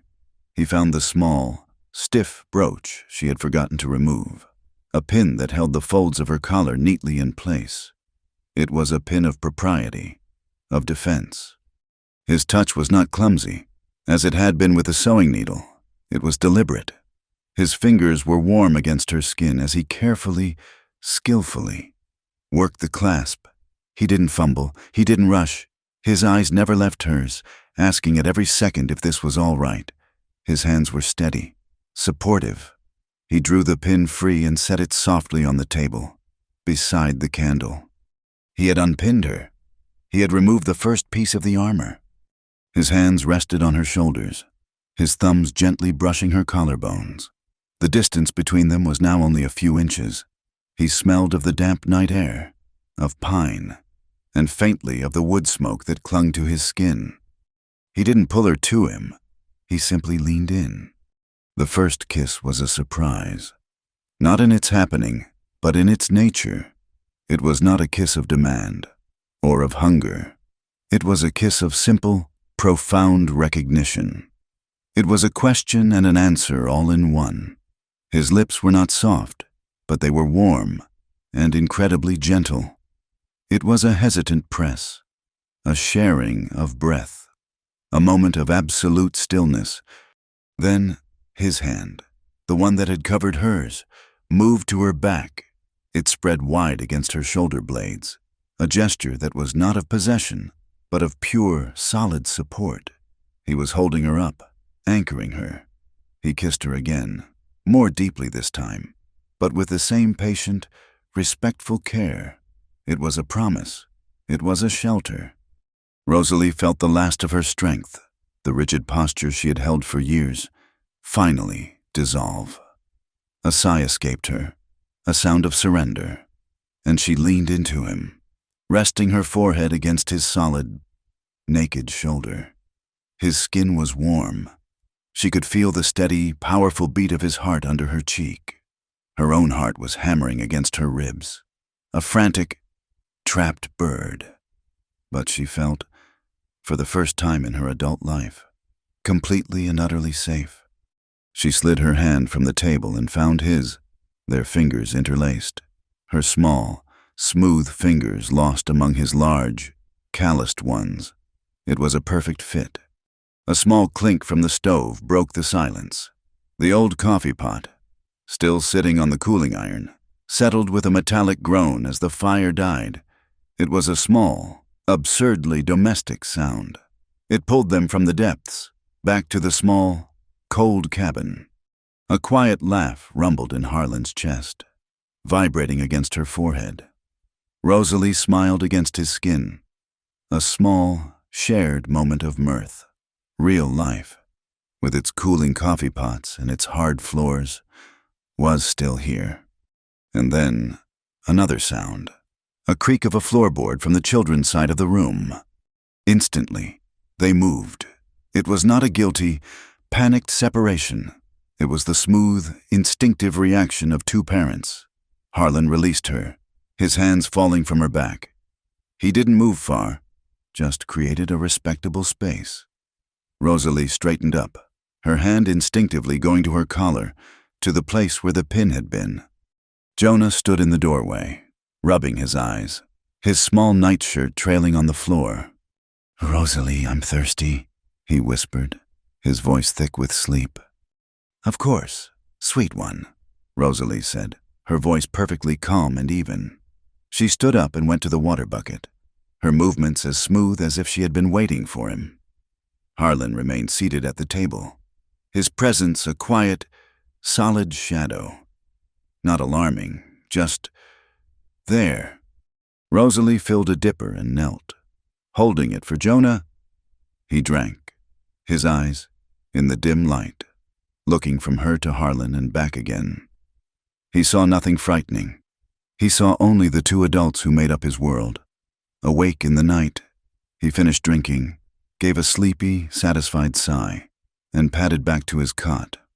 Rosalie stood, watching him go. When she heard the soft rustle of his blankets, she turned back to Harlan. He was watching her, his expression unreadable in the flickering candlelight. The moment of intimacy had been broken, but the connection, the new, strong thread that now bound them, was still humming in the air. She walked back to the table, but she did not sit. She stood before him, looking down at the small pin he had removed. "Don't rush," she whispered, her voice barely audible. I have so many layers. She looked at him, her eyes pleading for him to understand. "Just undo my fears, one button at a time." It was a terrifying thing to ask. It was an admission of her own fragility, an admission that she was, in fact, still scared. Scared of this, scared of him, scared of having something so real she could lose it. Harlan Pike looked up at her. He didn't need to promise her riches or an easy life. They both knew better. He only needed to promise her one thing. He nodded, a slow, certain movement. He reached out and took her hand, the one that was not trembling, and held it. "I have a lifetime," he said. It was not a proposal. It was a fact. It was a promise far stronger than any ring, spoken in the cold heart of a Wyoming night. It was the promise of time, the promise that he was not going anywhere. And for Rosalie, that was more than enough. It was everything. The cold did not creep in. It attacked. One day, the air was crisp and smelled of autumn. The next, a wind born in the high. Frozen peaks descended upon Juniper Basin with the fury of a wolf pack. It was a dry, blade-sharp wind that flayed the last of the leaves from the cottonwood and drove the dust into hiding. It scoured the warmth from the sun and left the sky a hard, unforgiving blue.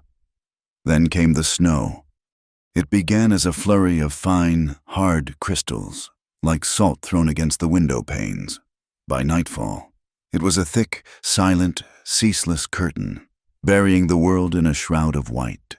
The snow piled in drifts against the cabin walls, climbing past the sills, muffling the sound of the wind until it was a low, hungry moan that seemed to come from the very bones of the earth. Winter had arrived, not by the calendar, but by conquest. They were low on flour and salt, the two currencies of winter survival. The last trip to Copper Ridge had been for medicine, not provisions. "Bram and I will ride in at first light," Harlan announced, his voice a statement of fact against the wind's howl. "The snow's deep, but the wind will have scoured the flats. We can make it. 2 days, maybe 3 at the most." Rosalie looked at Bram. The boy's face was alight with a fierce, solemn pride. He was being chosen. He was no longer a child, but a man, riding with his father on a man's errand. She felt a familiar pang of fear, but she suppressed it. This was the way of this land. Boys grew fast, or they didn't grow at all. "Be safe," was all she said. They left in a world of blinding white. 2 dark figures on horseback, their breath pluming in the frigid air. They were swallowed by the snow within 100 yards. The cabin, which had felt like a fortress, suddenly felt like a very small, very fragile ship on a vast, frozen sea. The first day was a day of quiet routine. Rosalie kept the children close to the hearth. They worked on their letters. The scratching of chalk on slate, a small, defiant sound against the moan of the wind. Tilly, with the practicality of the eldest, took it upon herself to keep Wren's hands and feet warm, rubbing them between her own. Jonah, quiet as always, sat by the fire, stirring a pot of thin bean soup, his small face a study in concentration. He had appointed himself the guardian of the soup. It was his part to play. The second day, the wind rose. It was no longer a moan, but a high, keening shriek. The snow, which had been falling straight down, was now a horizontal, blinding blizzard. It found every chink in the cabin's walls, driving fine, powdery drafts into the room. Rosalie stuffed the cracks with rags, but it felt like trying to dam a river with her hands. They were in the belly of the storm. Harlan and Bram were due back. They did not come. By the third night, a new, more insidious enemy had joined the cold fear. The last of the oil for the main lamp was gone. Rosalie lit the final candle, its small, wavering flame casting long, dancing shadows that turned the familiar room into a place of strange, looming shapes. The children huddled together on a single cot, a knot of shared warmth and silent dread. Worse, the wood pile inside the door was nearly gone. The main stack was outside, buried under a 5-foot drift. Rosalie pulled on Harlan's heavy oilskin coat, which swallowed her small frame. She wrapped a scarf around her face and took the axe. "Stay by the fire," she commanded the children, her voice muffled by the cloth. "Don't open this door for any reason." Stepping outside was like stepping into a different world, a world of pure, malevolent force. The wind tore the breath from her lungs. The snow was not soft. It was a million tiny needles driving into any exposed piece of skin. She waded through the drift, the snow heavy and thick as wet sand, until she reached the wood pile. The axe was brutally heavy, its handle slick with ice. Her hands, soft from her previous life, were not made for this work. She swung, and the blade bit into a frozen log with a dull thud. She swung again and again, her arms screaming with the effort. A splinter of wood flew up, cutting her cheek. She didn't feel it. She was a machine, fueled by a cold, desperate resolve. The fire was the heart of this house. If it died, they would all die. She worked until her hands were raw, until she felt the warm, sticky dampness of blood through her thin gloves. She hauled the wood back inside, an armload at a time, her lungs burning, her body trembling with exhaustion. She barred the door and collapsed against it, the snow melting on her coat, forming a puddle on the floor. The children stared at her, their eyes huge in the flickering candlelight. She gave them a smile she did not feel. "More wood for the fire," she said, her voice a ragged pant. She did not cry. Crying was a luxury, a waste of precious energy.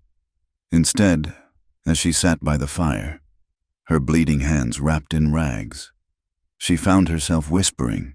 They were the words of prayers she had thought she had forgotten, fragments of psalms learned as a girl, words of supplication to a God she had long since stopped speaking to. She was not praying for herself. She was praying into the storm, praying for 2 dark figures on horseback, praying for them to find their way home. The dawn of the 4th day brought no relief. The storm had not abated. The cabin was a tomb of white silence. Rosalie doled out the last of the soup, a few spoonfuls for each child. She was beyond fear now, in a place of cold, clear, terrifying calm. She had done all she could do. It was Tilly who heard it first. She cocked her head, her expression taut. "A horse." Rosalie heard nothing but the wind. "It's just the storm. Sweet." "No," Tilly insisted, her voice sharp. "Listen." Rosalie held her breath, and then she heard it. A sound so faint it was almost imaginary, a heavy, stumbling sound. The desperate, exhausted plodding of a horse that has gone beyond the limits of its endurance. She flew to the door, her heart a wild, frantic thing in her chest. She tore at the bar, her raw hands screaming in protest. She threw the door open. 2 figures, more ghosts than men, were staggering through the snow. They were caked in ice, their forms barely human. The led horse, Thistle, lowered her head and fell to her knees in the drift, utterly spent. The other horse stood with its head hanging, its sides heaving. Harlan was half carrying, half dragging Bram toward the cabin. He saw Rosalie, and a look of such profound, desperate relief crossed his face that it broke her heart. He stumbled the last few feet and pushed Bram through the door before collapsing to his knees in the doorway. Rosalie slammed the door against the storm and turned. Bram stood swaying in the center of the room, his face a ghastly, waxy white. His lips were a deep, terrifying shade of purple blue. He was covered in ice, his eyelashes frozen into white spikes, but his eyes were open. He was alive. Rosalie's calm shattered, replaced by a fierce, commanding energy. "Tilly! Jonah!" Get every blanket. Bram, come here. To the fire. He moved like an old man, his joints stiff. Rosalie worked with a desperate, practiced speed. Her fingers, clumsy with cold, fumbled with the frozen buttons of his coat. She tore the icy fabric away. His shirt beneath was wet, plastered to his skin. She stripped him of everything, her movements brisk and impersonal, until he stood shivering in his thin underclothes. She wrapped him in the driest, warmest blankets, chafing his hands and feet, trying to force life back into the frozen limbs. Harlan had managed to crawl inside and bar the door. He lay on the floor, unable to rise, his own breathing a harsh, ragged sound. "Get him warm," he rasped, his voice barely a whisper. "He fell in a creek washout. I had to pull him out." Rosalie didn't need to hear the rest. She ladled the last of the warm soup into a mug and knelt beside Bram, who was now huddled so close to the fire the blankets were in danger of scorching. "Bram," she said, her voice firm, "you need to drink this." She held the mug to his lips. He was shivering too violently to hold it himself. She fed him, a spoonful at a time, as if he were an infant. The warm liquid seemed to work a miracle. A faint touch of color returned to his cheeks. His shivering began to subside. He looked at her, his eyes clouded with shame and exhaustion. I'm sorry," he whispered, his voice a thin, reedy sound. "I was so cold." Rosalie put the mug down. She reached out and brushed the frozen, matted hair from his forehead. She leaned in and pressed her lips to his skin. It was still cold as stone. "You came back," she said, her voice fierce and thick with unshed tears. "You came back. That is all that matters." Later that night, the storm had finally broken. A profound, exhausted peace settled over the cabin. The wind was gone, leaving a silence that was almost as deafening. Bram and Harlan, wrapped in every blanket in the house, were asleep by the fire, their breathing deep and even. Rosalie knew she should sleep, but she couldn't. She stepped outside. The world was transformed, a landscape of impossible, sculpted white under a sky full of cold, brilliant stars. The air was so cold it burned in her lungs. She needed more wood for the night, to keep the fire strong. She was turning back toward the door with an armload of wood, when she saw him. Harlan was standing by the corner of the barn. He had stripped to the waist and was washing himself with handfuls of snow, scrubbing away the grime and the cold of the journey. In the moonlight, his skin was pale, and steam rose from his back and shoulders into the frigid air. It was a raw, primitive, and intensely private act. She should have turned away. She should have gone back inside, but she couldn't. She stood there, a silent witness in the snow. He finished and reached for a dry towel he'd left on a nail. He turned and saw her. He didn't seem surprised. They stood there, 10 feet of pristine snow between them, the world silent around them. And that's when it happened. Her body, which had been a rigid pillar of strength for 4 days, betrayed her. A single hot tear traced a path down her cold cheek. And then another, a sob, a raw, ragged sound, was torn from her throat. She dropped the wood. She covered her face with her hands, and the tears she had refused to shed, the fear she had held at bay, the absolute, bone-deep exhaustion, all of it came pouring out. She did not weep. She broke. Harlan moved. He didn't rush. He walked toward her through the deep snow with the same slow, patient care he would use to approach a spooked horse. He stopped in front of her. He did not try to hold her. He simply stood there, a solid, warm presence in the cold, and waited. When her sobs finally began to subside, he reached out a hand, not to her face, but to her shoulder. His touch was warm and incredibly steady. "From now on," he said, his voice rough, but gentle as the falling snow. "No more being alone." She looked up at him, her face a mess of tears, her body still trembling. He held her gaze, and then he did something that stopped her breath. He slowly, deliberately, knelt. He went down on one knee in the deep snow. Before her, it was not the posture of a suitor. It was the posture of a knight, of a vassal, of a man making a solemn, sacred vow. He did not hold out a ring. He held out his empty, scarred hands. He was not asking her to marry him. He was not asking for a promise of love. He was asking for something far more fundamental. "Stay," he said, his voice thick with an emotion she had never heard from him before. "Just be with me here. Let me be with you. We don't have to be alone anymore." It was not a proposal. It was a plea.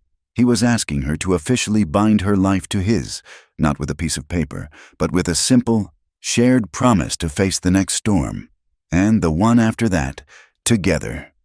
Rosalie looked down at this strong, silent man, kneeling in the snow. She looked at his outstretched hands, and in the profound, starlit silence of the Wyoming winter, she gave him her answer.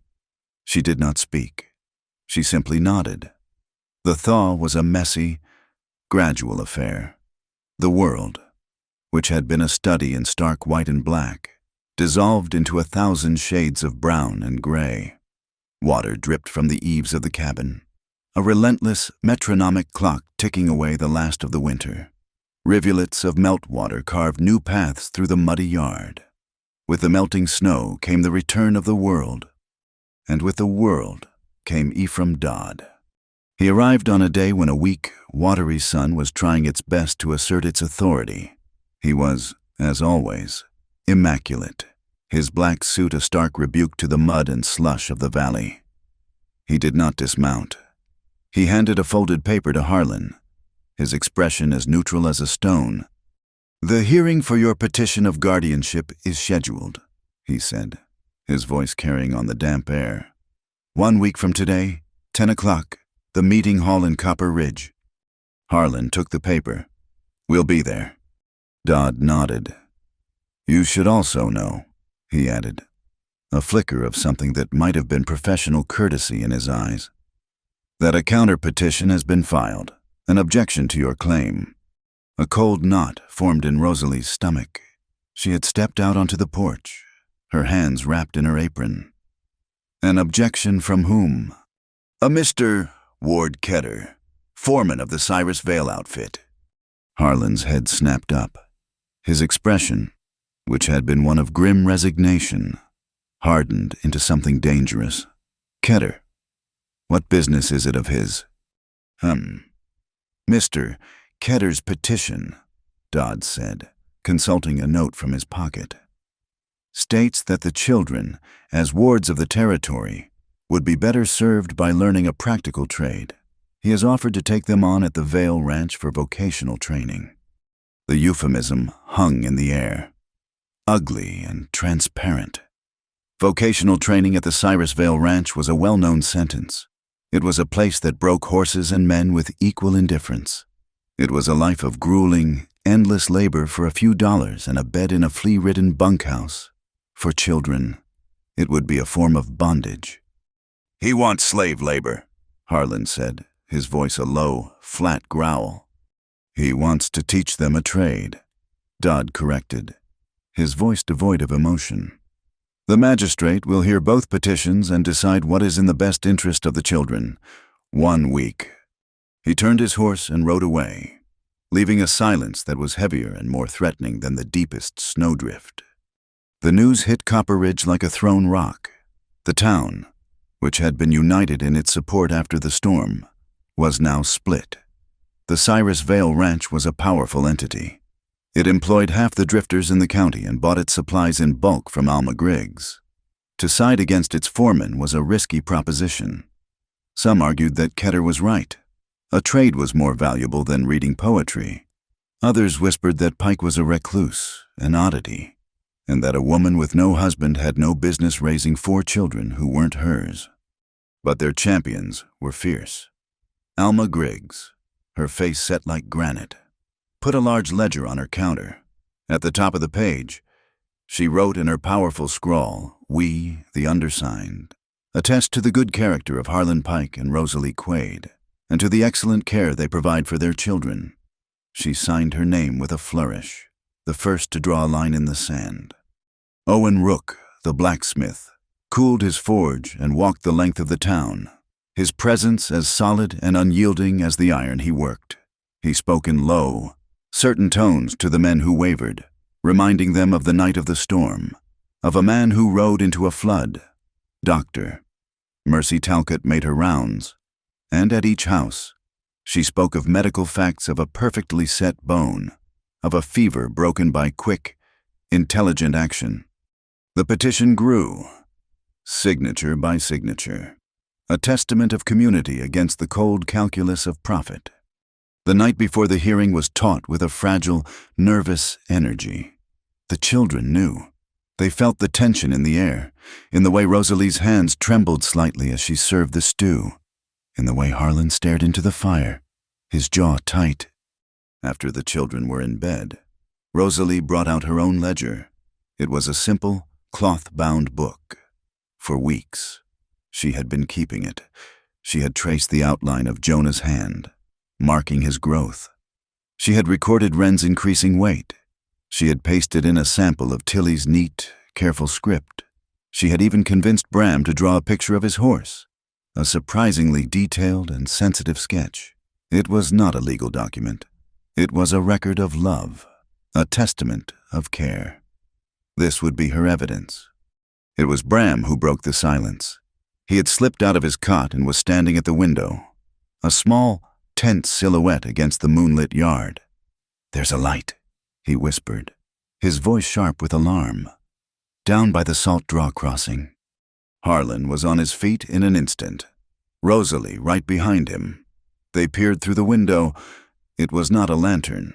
It was the soft, shadowy movement of a large group of animals being driven with unnatural quiet. Cattle. "Rustlers," Harlan breathed, the word a curse.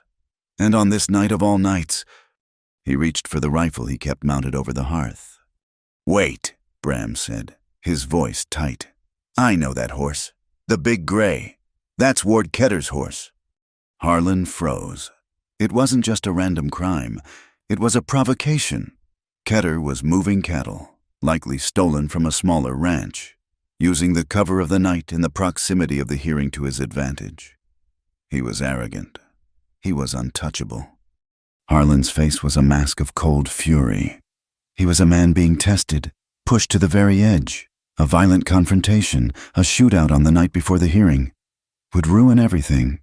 It would prove him to be an unstable, violent man, unfit to raise children. Ketter was counting on it. "He wants me to come out shooting," Harlan said, his voice dangerously quiet. "He wants me to make a mistake." Rosalie looked at the rifle in his hands, then at the ledger on the table. 2 different kinds of power, 2 different ways to fight. "Then we don't give him the fight he wants," she said, her voice clear and steady. She looked at Harlan, a plan forming in her mind, a strategy born of desperation and intelligence. "We give him ours." They moved with a silent, synchronized purpose. There was no time for discussion. They were a partnership, forged in storms and sealed by a promise in the snow. Harlan did not take the rifle. He took his longest, heaviest lariat from its peg. He checked the knot of the Honda, his movement swift and sure. Rosalie went to the hearth and pulled a long, resinous pine branch from the kindling box. She lit the end until it was a sputtering, smoky torch. "I know that crossing," Harlan said, pulling on his boots. "There's a patch of boggy ground just to the east.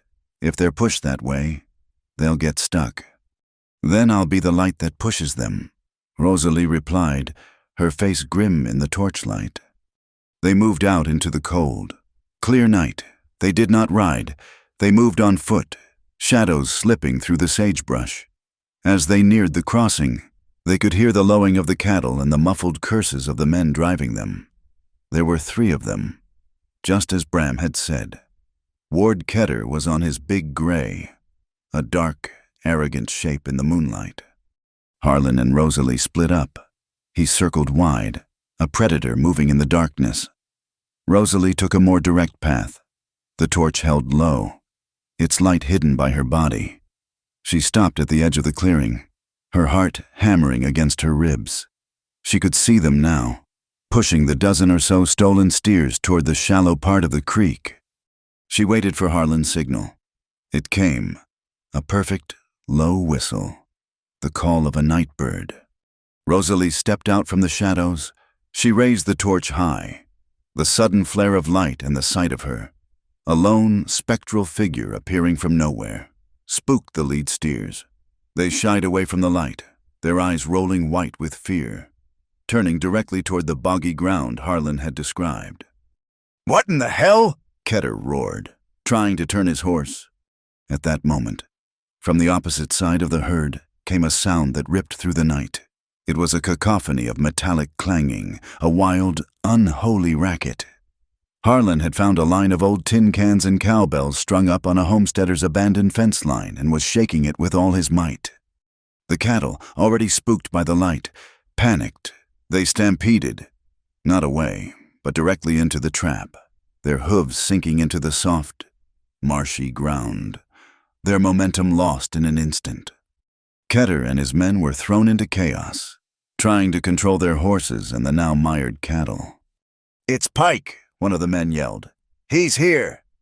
Ketter spurred his horse, trying to charge toward Harlan's position, his face a mask of rage, but Harlan was no longer there.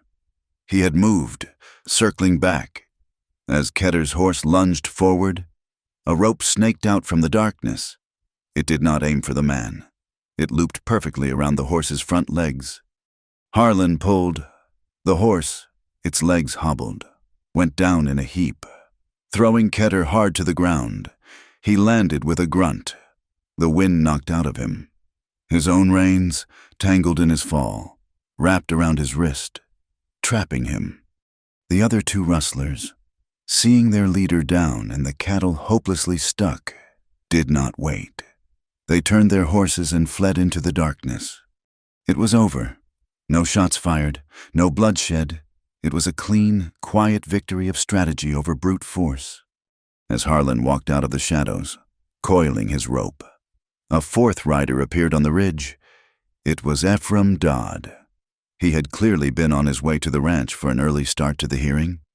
He sat on his horse, a silent witness to the entire scene, the mired cattle, the trussed-up foreman, Harlan Pike standing calmly with his lariat, and Rosalie, her torch held high, its light illuminating the entire, damning tableau.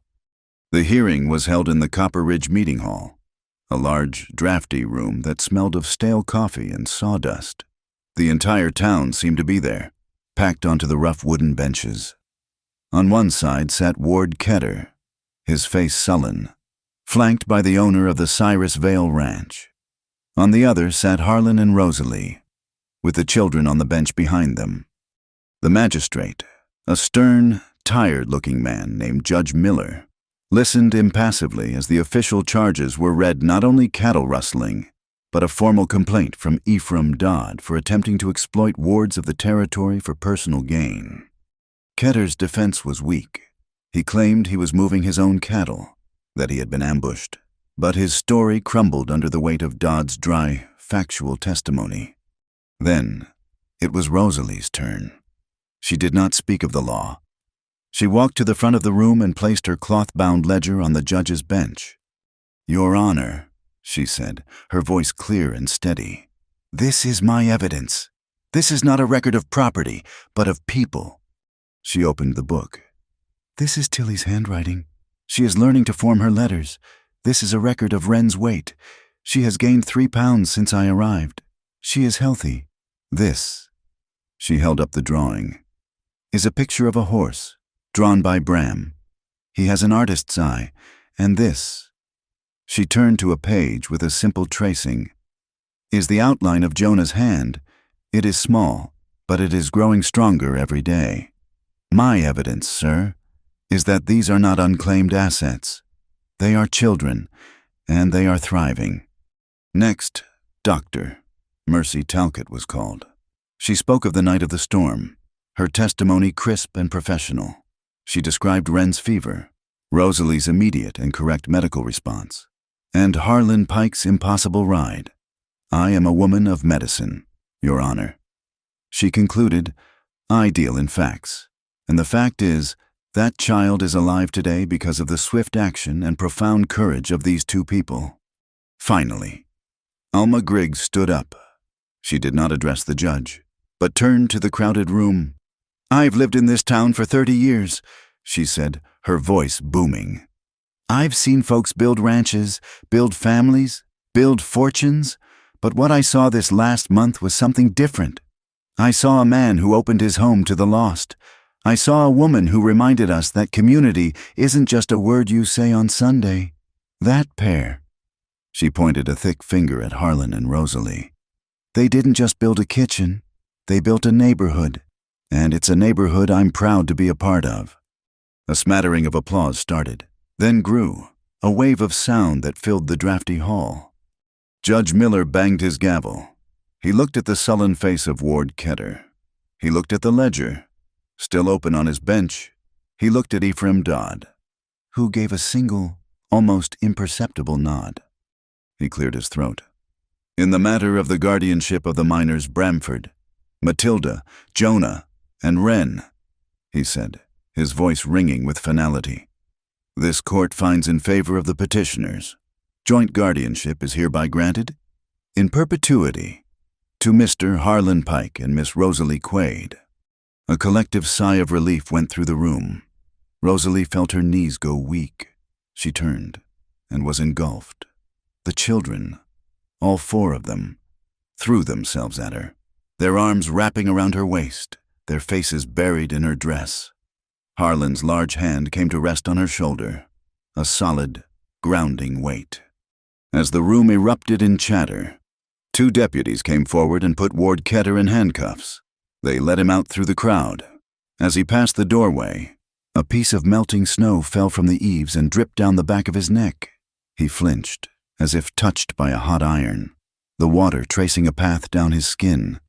A single, perfect drop of cold. Salty justice. Spring did not arrive in Juniper Basin. It was a resurrection. The brutal white of the winter world receded, surrendering inch by inch to a stubborn, vibrant green that crept up the hillsides and flooded the valley floor. The sagebrush, which had been skeletal and gray, sprouted new, silver-green leaves that released a clean, sharp scent into the air. The sky, for so long a hard, unforgiving slate, was now a high, brilliant lapis lazuli. The silence of the snow was replaced by the sound of meadow larks and the gentle, persistent drip of the last of the meltwater. Life, which had been a thing of grim survival, became a thing of quiet celebration. Under the sprawling branches of the old cottonwood tree, the one that had stood sentinel over the ranch for 100 years, rough-hewn wooden benches were arranged in 2 short rows. They had been borrowed from the Copper Ridge Meeting Hall, their presence a symbol of the community that now embraced this small, unconventional family.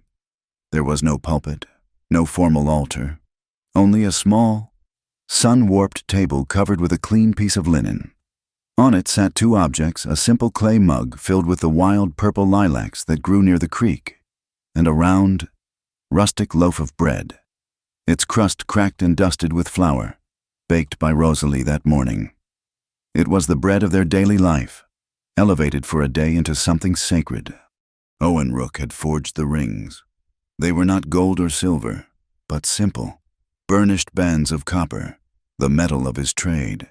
He had hammered them into shape, leaving the faint, honest marks of his work on their surface. They were not perfect circles.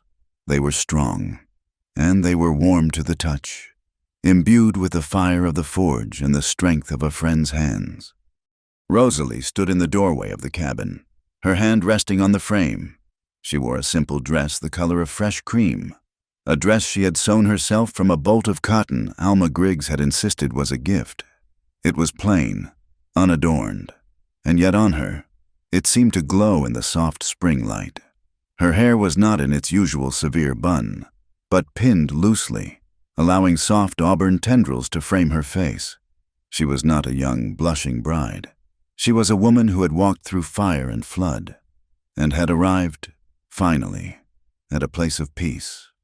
Tilly, her arm now free of its splint and healing nicely, darted around her, carefully tucking a small, bright yellow wildflower into the sash at Rosalie's waist. Wren, clutching a newly patched rag doll, stood solemn-faced beside her, a miniature, serious attendant. Her escorts were waiting. Jonah, his face scrubbed clean, his hair slicked down with water, stood on one side. Bram, looking uncomfortable but resolute in a clean, mended shirt, stood on the other. They did not take her arms. They simply stood, one on each side, and when she was ready, they began to walk with her. Their aisle was not carpeted. It was two parallel lines of hoof prints, left in the soft, damp earth that morning by Harlan's horse.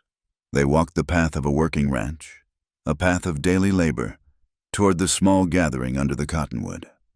Harlan stood waiting for her, Preacher Collins at his side. He was not a man transformed, but a man settled. His dark hair was neatly combed, his jaw freshly shaven. He wore a clean shirt and a waistcoat that Owen Rook had loaned him. The fabric stretched taut across his broad shoulders. He looked solid. He looked permanent. As Rosalie approached, a tremor ran through her, not of fear, but of the profound, overwhelming reality of the moment. She was not just gaining a husband. She was cementing a family. She was laying the foundation stone of the rest of her life. Harlan saw the tremor. He saw the flicker of apprehension in her eyes. And he did what he had always done. He communicated not with words, but with his gaze. He looked at her, and in his eyes, she saw no doubt, no fear, only a calm, steady, and absolute certainty. It was a look that said, "I am here. I am not going anywhere." The tremor in her heart ceased. They stood before the preacher, the wind rustling the new leaves of the cottonwood above them. The preacher spoke of dedication, of partnership, of the blessings of a home built on a foundation of courage. But Rosalie barely heard the words. She was listening to the thrum of her own steady heartbeat. When it came time for the vows, Harlan turned to her. He took her hands in his. His were rough and calloused. Hers were smooth, but they fit together as if they had been carved from the same piece of wood. He did not have a long, practiced speech. His words were simple, unadorned, and came from the very core of his being. "Rosalie," he began, his voice a low, steady rumble. "I can't promise you an easy life. This land doesn't allow for it. I can't promise you riches." He looked down at their joined hands. "But I can promise you this. Every morning when you wake up, for the rest of your days, you will know that you are needed. You will know that you are wanted. And you will know, without a single doubt, that you are loved." A single, perfect tear escaped Rosalie's eye. It was not a tear of sorrow, but of a long-held drought finally breaking. She had come to this place with nothing, a drifter seeking only a place to stay, and she had found a man who promised her not a roof, but a reason. She had prepared no words of her own. None were needed. She simply looked up at him, her face full of a love so profound it needed no language, and she smiled. It was a smile that lit up her entire being, that reached the small dimples at the corners of her mouth that he had so rarely seen. And then she gave a single, firm nod. It was the same nod he had given her on her first day, the nod that had sealed their bargain. This time, it sealed their lives. The wedding feast was a mirror of their life, simple, honest, and nourishing. Alma Griggs had brought a giant pot of her famous baked beans. There were platters of warm cornbread and a crock of fresh butter. Owen Rook had brought a small cask of cider, a traveling fiddler, his services paid for with a hot meal and a place to sleep, sat on a stump, drawing a slow, achingly beautiful rendition of Shenandoah from his instrument. The sound drifted across the greening valley, a melody of home and belonging. The community that had been forged in crisis now celebrated in peace. As the sun began to dip below the western ridge, painting the clouds in shades of honey and rose, the guests began to drift away. The cabin was left in a state of quiet, happy exhaustion. Rosalie and Harlan stood on the porch, watching the last of the light fade. A cool breeze stirred, carrying the scent of lilac and damp earth. Rosalie leaned against a porch post, a sense of profound, bone-deep peace settling over her. She looked at her own hands, at the simple copper band that now circled her finger. It was warm from the heat of her skin. She looked up at Harlan, who stood beside her, his shoulder almost touching hers. "The knots," she said, her voice soft in the gathering dusk. "They're all undone." He knew what she meant. The knots of fear, of loneliness, of a life spent bracing for the next blow. They had been gently, patiently, untied. Harlan reached out and took her hand, his fingers lacing through hers. "The rest of our lives," he whispered, his voice a low, intimate sound meant only for her. "It's for tying ourselves together." He drew her hand to his lips and pressed a soft, warm kiss to her knuckles. Their hands remained intertwined, an unbreakable, comfortable knot. They stood in silence, watching the first stars appear in the darkening sky, no longer two separate shadows, but one. The days that followed did not change in their rhythm, but in their texture. Life returned to its familiar patterns, but it was now underpinned by a new, quiet joy. The school lessons moved outdoors, under the shade of the cottonwood, the children's laughter mixing with the song of the birds. Harlan went back to his work, mending saddles and strengthening fences. But now he would look up and see Rosalie in the yard, and a slow, easy smile would touch his lips. He was no longer a solitary man against the wilderness. He was the center of a home. Even the stray dogs that had always haunted the edges of the ranch seemed to sense the change, creeping closer, until one day, a scruffy hound with one floppy ear was allowed to sleep on the porch, another lost soul who had finally found a place to stay. Here, in the vast, unforgiving heart of the frontier, a truth had been proven. Family was not a thing of blood, but of choice. It was not defined by paper, but by presence. It was forged by the one who stands with you in the heart of the storm, and the one who rides into the storm for you. And love, when it is finally given a place to grow, safe from the wind and the cold, needs no grand pronouncements.